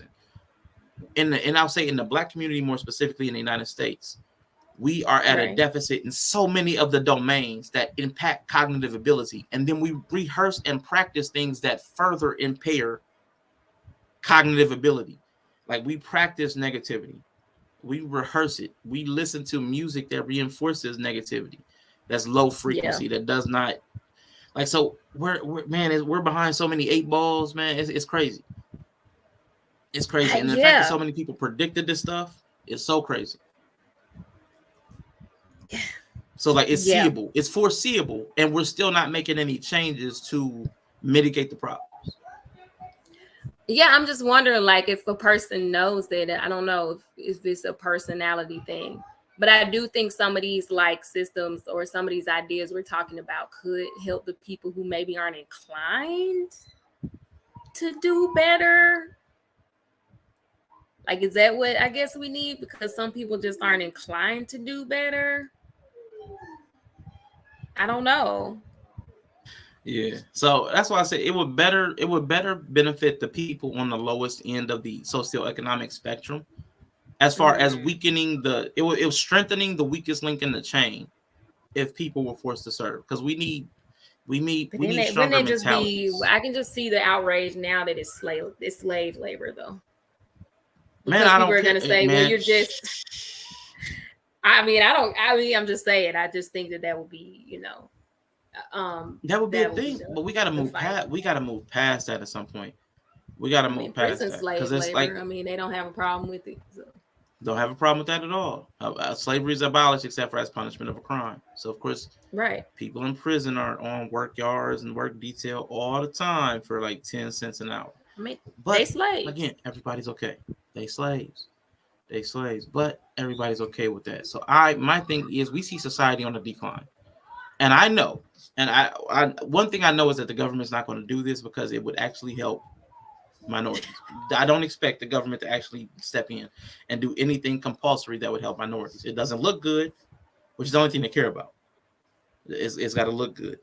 It doesn't have to do good, because we're also, and I've said this the other day, we're an indicator. We're an indicator for where this country is headed. Black people in this country are like the litmus test. So as far as we go, and I'll just point that out with the Monahan report. The Monahan report was also another thing that predicted where Black people would be, where they would go, because they were saying that, oh man, they're approaching a 30% out of wedlock parenting rate. Like they're like 30% of kids are being born out of wedlock in the Black community. What's the percentage now? Oh man, we're around 70%. Okay, I was gonna say, is it like 80% yet? Okay, 70. Yeah, it's up there. It's above. I think in the 90s. And here's the funny thing: by the 90s, the white population in America had reached what was an epidemic for us in the 60s. So they're coming behind us. They are trailing behind us. So that's why there's no, I say, impetus to do anything to solve Black people's problems, because we serve as we're the early predicting model. Right. We're the Doppler radar. We're the Doppler radar for what's happening with them. So let it happen to us so it don't have to happen to them, basically. And then they'll pivot. They'll overturn Roe v. Wade because they see we have a negative birth rate. So we gotta stop that. Yeah. Gotta get some of these kids born now. Try to get people incentives. But I don't know. Like I don't know. I just find myself, when I think about the Black community, it's just so overwhelming. Because it's how much you serve. You have conversations too, and people will like actively push back against some of this stuff. But then also you understand, like, there's the cognitive impairment. I don't know. Like, I think base level, I think we need to start doing assessments. Like, I don't know, y'all. I think people, like, we just need to start handing out assessments, because I don't think people know how bad they are. I think everybody thinks they're normal, or let me say not normal, but I think everybody thinks they're the standard, at least like the base level standard. I think everybody thinks they're performing at standard level always. I don't think, so until people know, like, no, you're substandard, I think from my experience, most people just assume they're performing at a standard level. Mm-hmm. So I don't know. I just think we need to start handing out assessments first and foremost. We do need more of that. It's overwhelming. Everybody in the chat, do y'all know y'all IQ? I don't. Have any of y'all ever taken an IQ test? That's for everybody. Just like, you know what I mean? So at the base level, you're like, I'm great. I'm doing fine. You might be sitting around 86. Do we know we know what 86 IQ looks like? Like, do we really know? Ooh, that's a good point. We don't have any. We don't have any points of reference for a lot of these things. Like I had no clue that I was as close to autism as I was. Like I was so close. Like I took 5 different tests and everything was like, man, you was skating. Ooh, Did like, one toe in, you going in. Man, it's overwhelming. And when we say just to even know what it looks like, just to even know like what the spectrum looks like, being close to it, whatever. Because people will say, oh, when you think autism spectrum, they automatically think fucking Rain Man or something. Like it's people you talk to every day who on the spectrum. Then they probably don't even know it. So we don't even know what this stuff looks like. So when you start talking about people pairing up with low IQ people, yep. And so their kids probably gonna have lower IQ. Well, duh, like nobody knows their IQ. Okay, Apex, the only person who's like, I know mine. So I mean, it's just not something that we are exposed to. So that's what I mean. I think first and foremost, for Black people to really understand where we are, there's gonna have to start being assessments. And here's the other thing when I was talking about with the IQ equals 125, and I am 2 on the spectrum, sir. Light up the blue. That's what's up. Exactly. We need to start knowing stuff like this. Yeah, the other thing I was going to say was they also talked about conscientiousness, which I believe he also said was an even better predictor than IQ on like some level of success in your life. Like conscientiousness is not something that we look for. I think most Black people, I would say, don't even use that word. We don't look for it. And again, we also that personality test I posted. Y'all know y'all conscientious. Ocean and Hexaco. Yeah. Take the Ocean and it's important because those are diligent and hardworking people that are responsible, reliable. They show up on time like a bus. You know what I'm saying? So like there's a shaming of people that have some level of conscientiousness in a broken down and disassembled community. Even while we're talking about looking for money, we need to look for people with certain traits, and we don't even know what traits to look for. IQ is directly linked to socioeconomics. And people talk about it in a relationship. I want to know your agreeableness. That's part of the Ocean Hexaco model. That stuff's what's your important. Agreeableness? What's your negative emotions? What are you prone to? Like that's beneficial stuff. And I think, like you said, the cognitive decline has become so great that we can't even use these kind of models that already assess different things to select for quality. We don't select for quality at all. And I can't say, I don't know. I can't say exactly what that would look like. I can't say exactly what that would look like. Doing that. But I think it would be better than what we're doing now. I listen to people talking. I'm like, this is what the things that we use to chart the course of our lives. Right. We'll use stars before we use actual things that are going on in our lives and our brains. We'll use our astrological sign. Yeah. I'll pair, man. Ooh, that's a good parent. Ooh, you're a Scorpio. Oh, you're a Libra. Ooh, you're a Leo. Ooh, a Gemini and a Gemini and a Sag. Ooh, come on, man. What's your IQ though? What is your IQ? What is your personality legitimate type? Science. That's legitimate science. What's your personality type? You know I'm high strung, but you're not open, and you have high negative emotions. I'm high strung. I'm probably going to wear you out. What's up, man, Drill? Yeah. Nah, Scorpio, sit down. Scorpio, sit down. Sit down. Sit down. Sit down. Just people on average have the highest IQ. So should everybody you shouldn't boo up with somebody with an IQ below 100? Nope. If the military won't take people with 83 or lower, I think somebody that's a working class woman should also not date a man that's 83 or lower. If he's not good enough for the military, it's not about the race. Shit. They say you can't even be a body on the line for me. You too low. That's low. They're low. We don't get to know people. But I mean, I don't know. I think people.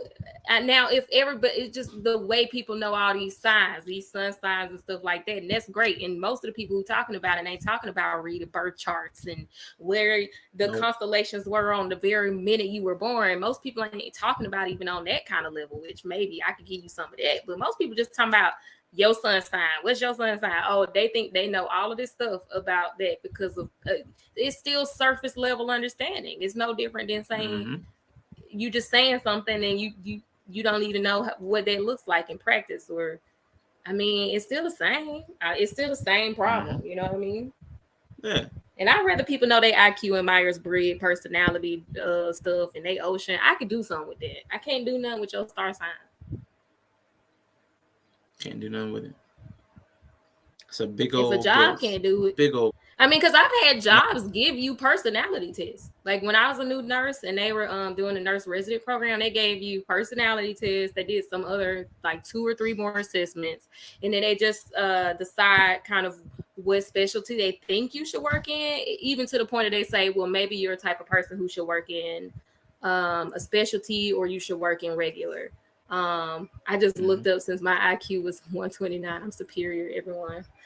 You're still lower than me, so what's your bow down? 143. Okay. Yes, I gotta get tested. It's probably gonna be so low. It's the funniest thing. It's probably gonna be so low because I'm great with tests, gonna be low. No, but see, I'm good with tests, but tests that are meant to measure IQ, I have a problem with the wording, and I get lost in the wording. For some reason, I get lost in the wording. But I think IQ tests are pretty straightforward to me. I don't know. I took nursing my test. brain's not straightforward. That's my problem. My brain is not straightforward. But it's like straightforward, but it's like you're supposed to like use your brain to figure it out. I feel like you would do fine. I think nursing school assessments are the worst. But I think outside of that, it's okay. Now, I'm going to ask you a question. As you said, 148. Okay. Let's go Sterling. Okay. Big brains. Well, of course you do, Bri. You got 143. So now listen. I don't think before we started this stream, you said you had some hot takes, and I don't think we just randomly came across your hot takes. I think I took everything a whole different way. So I want to segue into one of your hot takes if you can remember them, because I want to know what I think I took an entirely different path.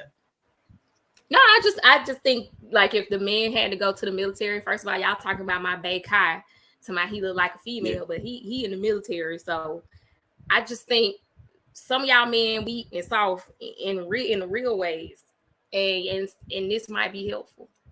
And some of y'all ain't resilient. Y'all Kaya put on lipstick and stuff, but like I just feel like this might help, because I just feel like a lot of men, y'all are just substandard, and I just feel like it might be helpful for you all to feel like the man you deserve to be. There you go. There you go. Nice. A little bow right there on the end. It will help you be your best self. Give you a sense of belonging. Get some male mentorship to tell you good job or bad job. Like y'all need, I feel like y'all need that. A lot of y'all need that. You know what I'm saying? I think y'all will be a little bit more, firm in y'all foundation if y'all had that.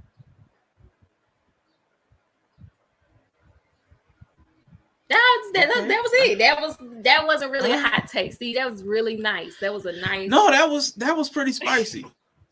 That was pretty spicy. That was you said it so sweetly, but I felt every stab. I wasn't trying to. It wasn't a personal attack. I just feel like you said, y'all need rites of passage. Yeah. And I think even because I was having a conversation about self-confidence this weekend, even like more about women who stay home and maybe got married young and don't have self-confidence. But in my experience, having life experience, like going through trials or something really hard and seeing that you made it out, and preferably doing that alone, I think gives you a certain amount of confidence that carries you. Yeah, that's true. And so everybody's life isn't even though like life itself can be hard, especially if you're growing up poor and stuff like that. But because you just are always in that environment, I don't think we transmute that experience always as like some of the background some of us come from. Like everybody should be fucking resilient, but somehow it doesn't always work out that way. I think it's because it's the only life you've known, so you kind of get nose blind to it. So there needs to be some kind of test of your own skill as an adult that you can get through, so that you're like, I can do this. And if that's gonna be the military for 2 years when you didn't want to go and thought you would die because they had to shave your pretty pink hair off and you can't wear lip gloss and nail polish, then maybe that's the thing you need to do. But I don't know. I think it would be useful. That is too funny. Why so much stupid slander? We are people too.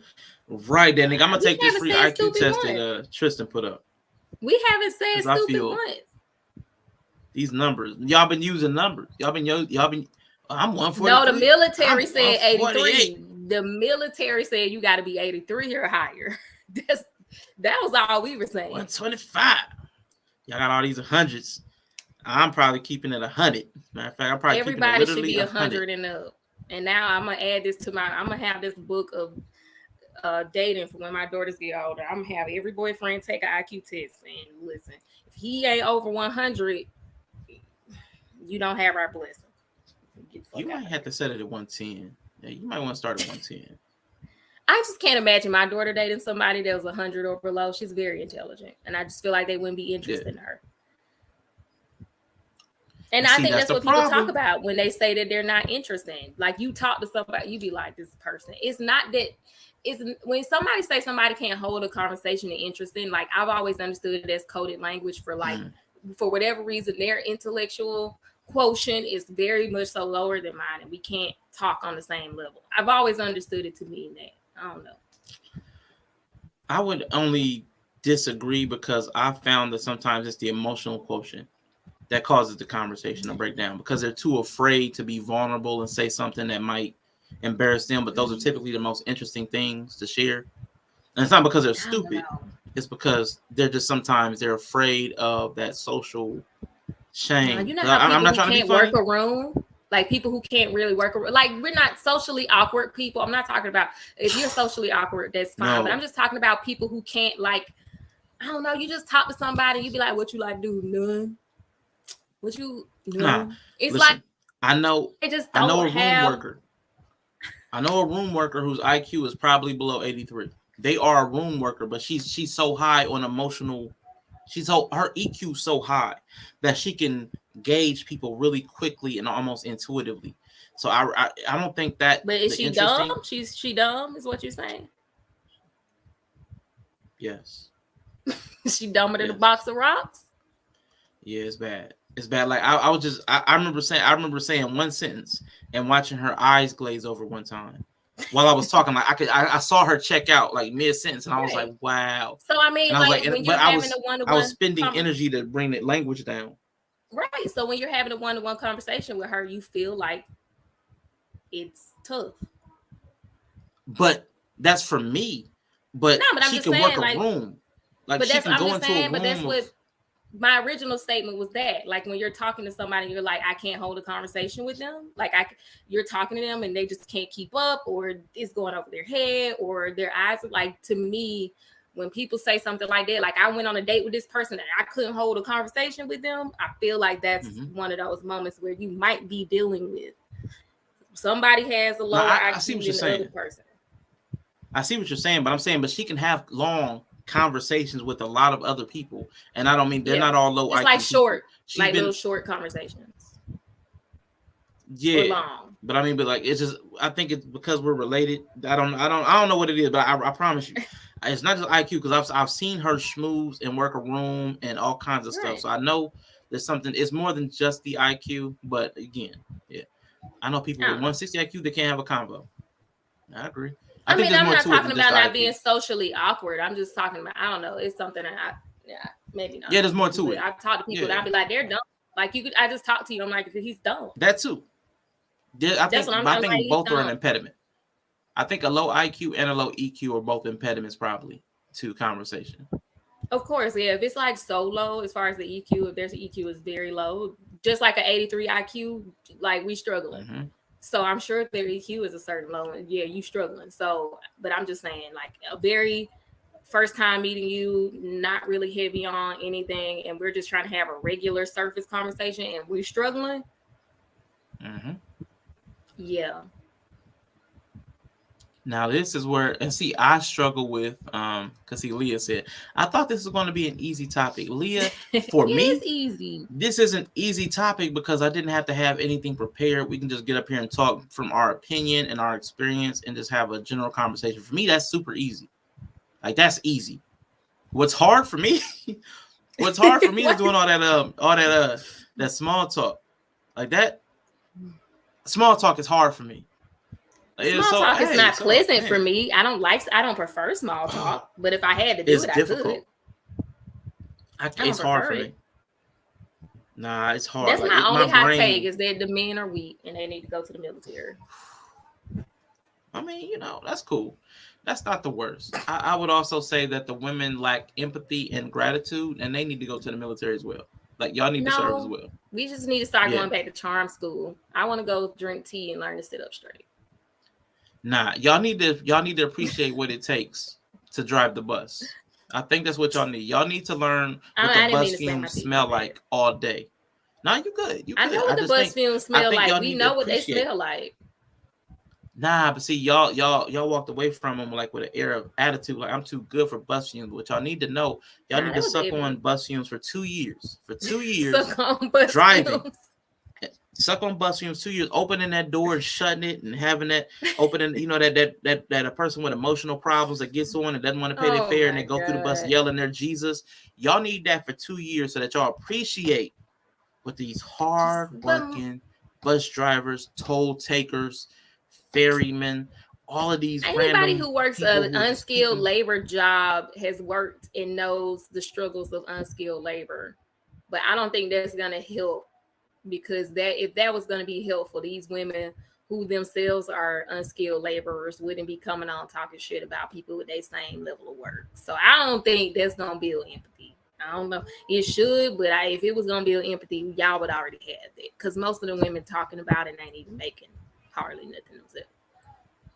No, but I don't think they're working those type of jobs. I don't think they're working those type of jobs. I think the ones that say that have never worked those type of jobs. I think the ones that say that have found money other ways. I don't think they've worked the dirty jobs. I don't think they've worked the public jobs. I think they may be set in the call center. I think you need to have people up close and personal. Do something else. I don't think they need to do this.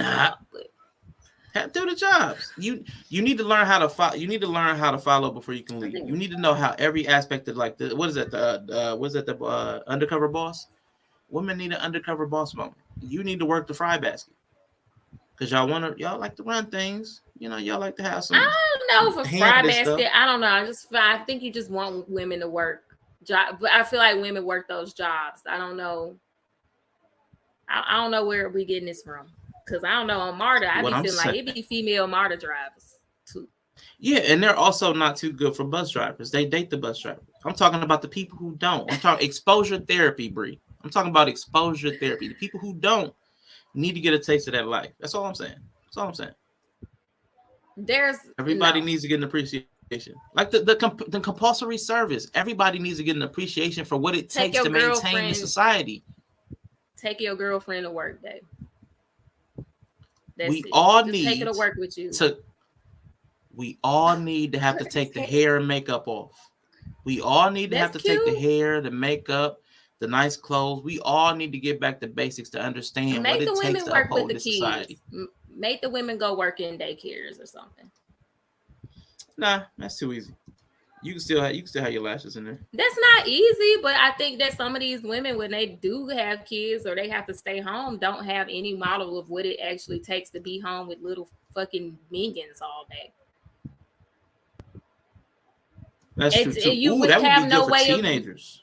You would have no idea of what the daily lives of toddlers is like before you have your own, unless you were like around one being raised above a certain age. Like not you being yourself being a kid or having a sibling. Like okay, maybe with my daughter, because she's like 13 and her sister's 4. So like she might have seen this enough to get a working idea of what it looks like because it's a age gap. But I mean, unless you're in that kind of situation, like, I don't know. I think it would be useful for women to know, like, when you have kids, this is what these kids gonna be doing all day. I don't know. I think that would be useful. I like that. And Mr. He said you're swimming. You're swimming. Jail makes you appreciate freedom. Can we take it down from like though? 2 years is a long time. Can we get like a week? Just or a week. Yeah, a weekend.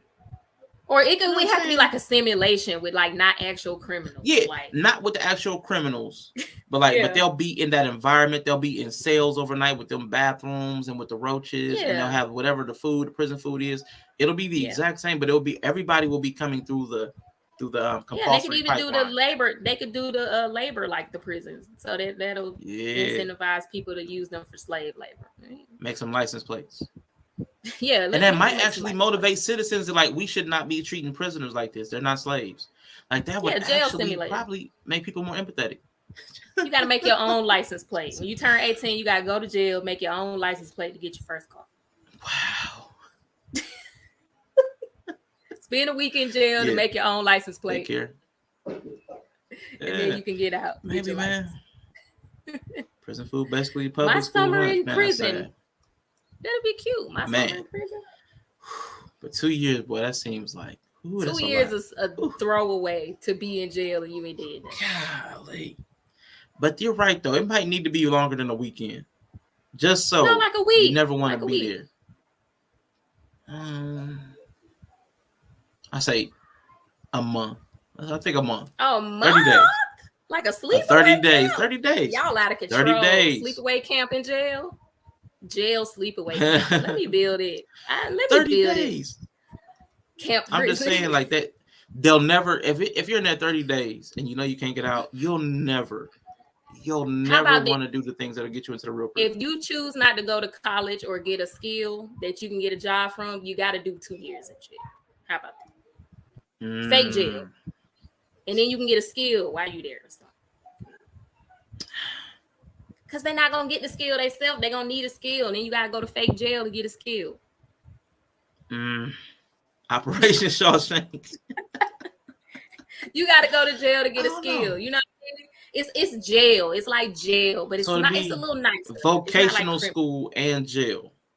Yeah, it's like vocational jail. A mandatory vocational camp.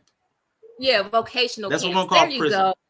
That's what we say on our vocational campaign camps. Mandatory. Until vice compulsory would be like, this is actually a prison. Yeah. Vocational camp. Or how about non-voluntary vocational camps? Involuntary vocational. Involuntary vocational camps. I like that. Okay, so yeah, we have to go to college. So if you don't want to go to college, then you go to involuntary vocational camp. You learn how to be a plumber, do HVACs. IVC. Hey, y'all went to IVC this summer, y'all. Because people ain't gonna voluntarily go to school, Leah. Some people just want to be in the street. So compulsory we camps. gotta send them to. I mean, you know, there's been a history of camps. There's been a history of camps in the world. Maybe this one won't turn out like all the other ones. Yeah. Maybe this won't be like all the other involuntary camps. I don't know. We got a budget. We got a tight budget. Inya. We got a tight budget. I know, Inya. So y'all got to be fixing cars or something. Yeah. It's got to pay for itself. We'll do camps better than anybody else in the history has done camps. Everybody else that did camps made them terrible. Friday the 13th camps were horrible. The immigrant camps, though. Immigrant camps? No, those horrible. Immigrant camps are horrible. Internment camps, horrible. The work camps. Holocaust camps, horrible. No, we got to do camps. We got to make camps better. It'll be cute. It was like when the pandemic, like one country had you in a camp when you first got back to the country. You had to stay there for like a month before you can go back because you had to be quarantined. But it was like a camp. They had little houses. They ate certain food. They couldn't go. You go outside for your little walk. It was camp. It looked nice. Okay. Yeah, man, we gotta rebrand these camps. The longer I talked about it, I'm like, camps. Every time I heard the word camp, it was something terrible. except for summer camp. Summer camps all are the cute. other camps were horrible. Well, it's the word before the camp that decides if it's going to be terrible. You know what I'm saying? Summer camp, but amazing. Yeah, internment camp. Internment Not camp, so much. not amazing. So it's the word in front of it. I'm just saying. Met Gala camp. Okay. But everybody not going to go to college. So it's either you're going to force people to get a skill so they can be productive members of society. Yes, go to college. Yeah, so if you don't go to college, then you go into IVC. Yeah, so man, but college, man, there's so many things we need to fix because there's a reason. And not just college is still trash. I feel like we should be aiming people towards very specific things. If you don't need a license or something to get this thing, then some degrees are pointless. So college itself even has limitations. I think etiquette needs to come back. Like the debutante kind of thing would be nice. But I think the men can go to the camps. I think women can do debutante etiquette stuff again and just work in daycares. I think that would be useful for us. I don't know. It just feels like. It feels like what? It feels like you're trying to reintroduce, like you're trying to take women back to the 1950s. Like the debutante camp, the etiquette, and watching kids. Yeah, that was just to be able to be an affluent. Was trying to overcome. No, well, that's more for affluent people to be able to go to certain events and talk to certain people and have some sense when you're in the room with certain people. That's what it was about. It wasn't about marrying you off or anything like that. It was just to be able to navigate social situations, social life stuff. So no, it's not about going back. And most women, unless you don't want to have kids or choose not to, you will have kids at some point. So how is that trying to move them to I ain't saying nothing about no marriage. I thought that would be useful for women to have those skills. I ain't even saying marriage, but it's like child rearing and that whole demure, genteel. Because if you had a kid as it stands, you're probably gonna be with that little motherfucker. Yeah, but everybody may not want kids. Like everybody needs to be able to provide for themselves. You might not want kids, but the thing is, a lot of people having kids they didn't want. So if you have one, it's about to be with you. So I feel like you need to have some base level understanding of what that's going to look like, so that you can kind of have a better idea of this actually is a huge impact on my life and my ability to move and navigate. I might want to be home with this kid. I might still want to work, so I need to be able to afford this daycare. I mean, it's just, I think it would be useful to understand that as a woman. I get you. I just feel like part of me feels like everybody needs to work. Like everybody needs to like provide for themselves. So like the work camps, everybody needs to have some understanding of what they need to do. So I get that. But the child care camps, some people may never have kids. A lot of people, I think a lot of women probably don't even ever have kids. So I think, that one just feels a little bit more unfair. But again, I have at it. I mean, as far as like how many women would say they want kids, I mean, but once again, we talking about the same people who this group we're talking about kind of has kids unplanned. Most Black community don't plan their pregnancies, blah blah blah. So I think that's fair. Like that's fair. Just understand, like once the kid arrives, it doesn't really care if you were planning it or not. It's just gonna require certain things. Facts.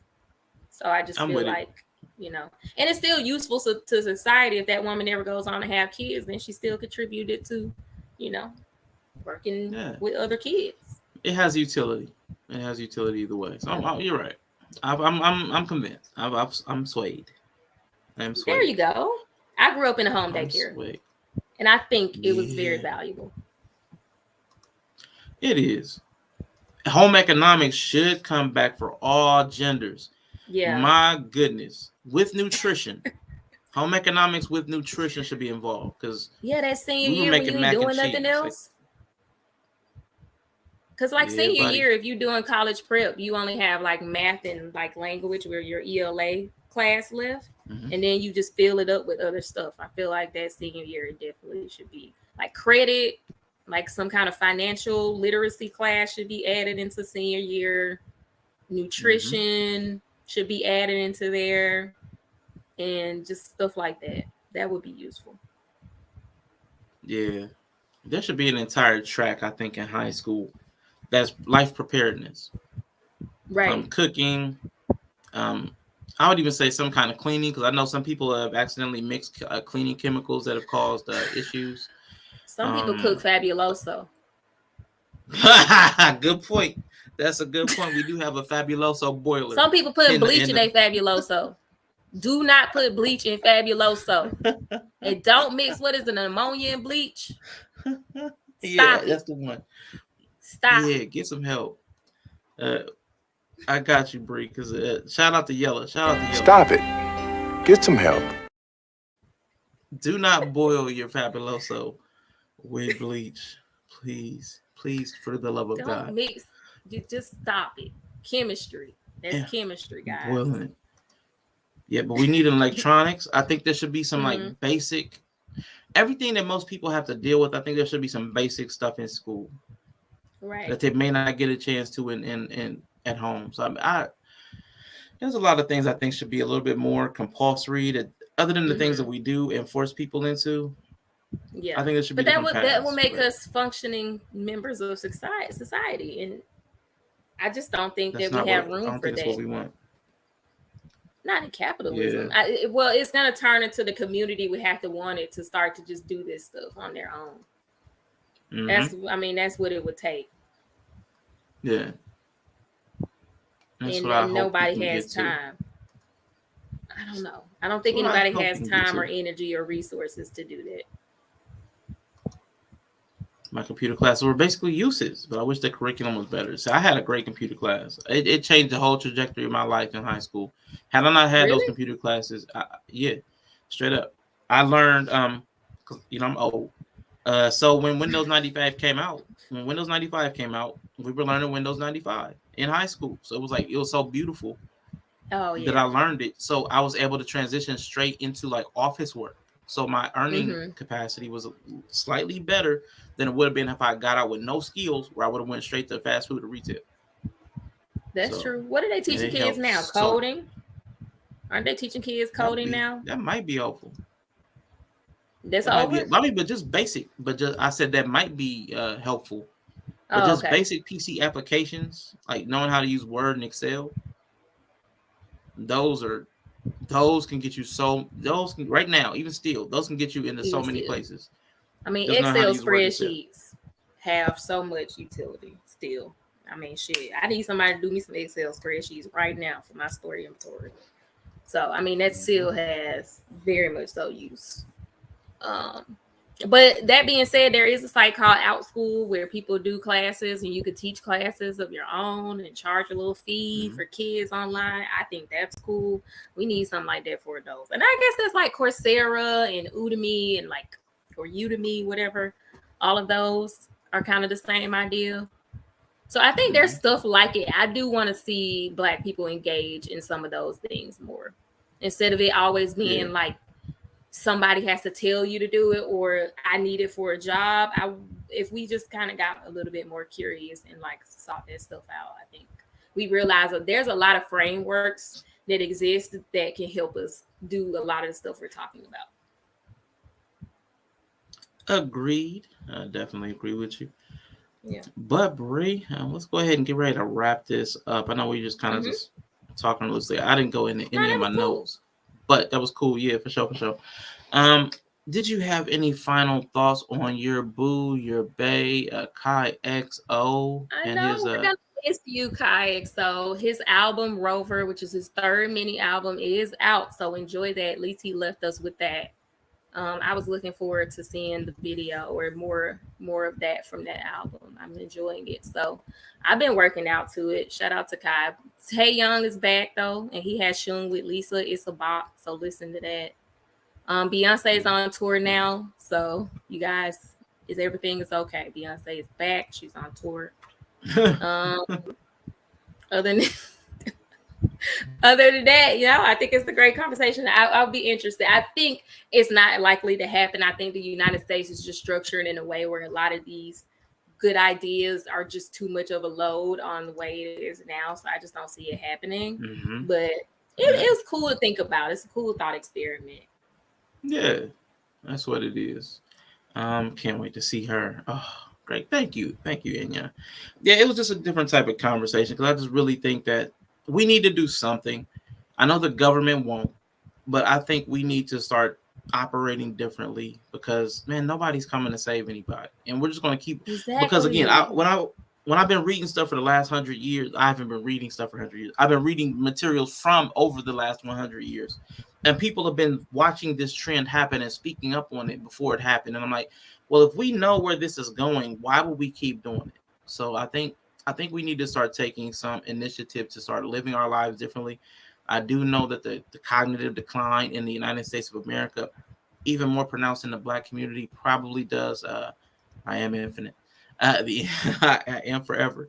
But I think that has a lot to do with some of the outcomes.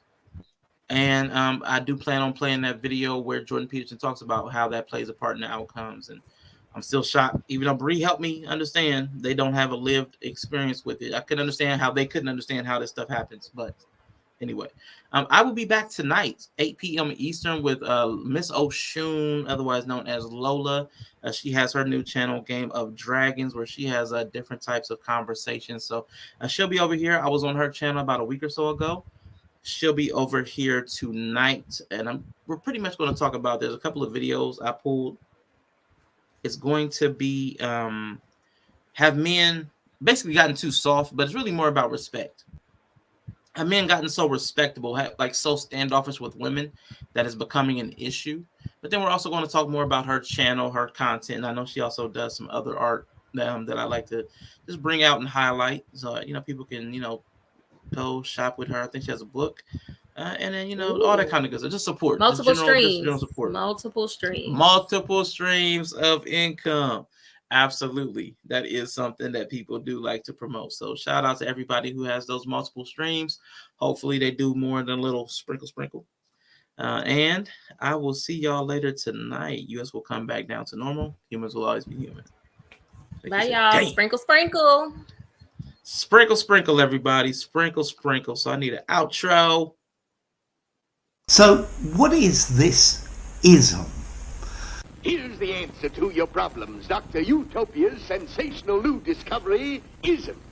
Ism will cure any ailment of the body politic. It's terrific. It's tremendous. Once you swallow the contents of this bottle, you'll have the bountiful benefit of higher wages, shorter hours, and security. Enormous profits, no strikes. Remember, you're the big boss. You know how long the ism been around? Yeah.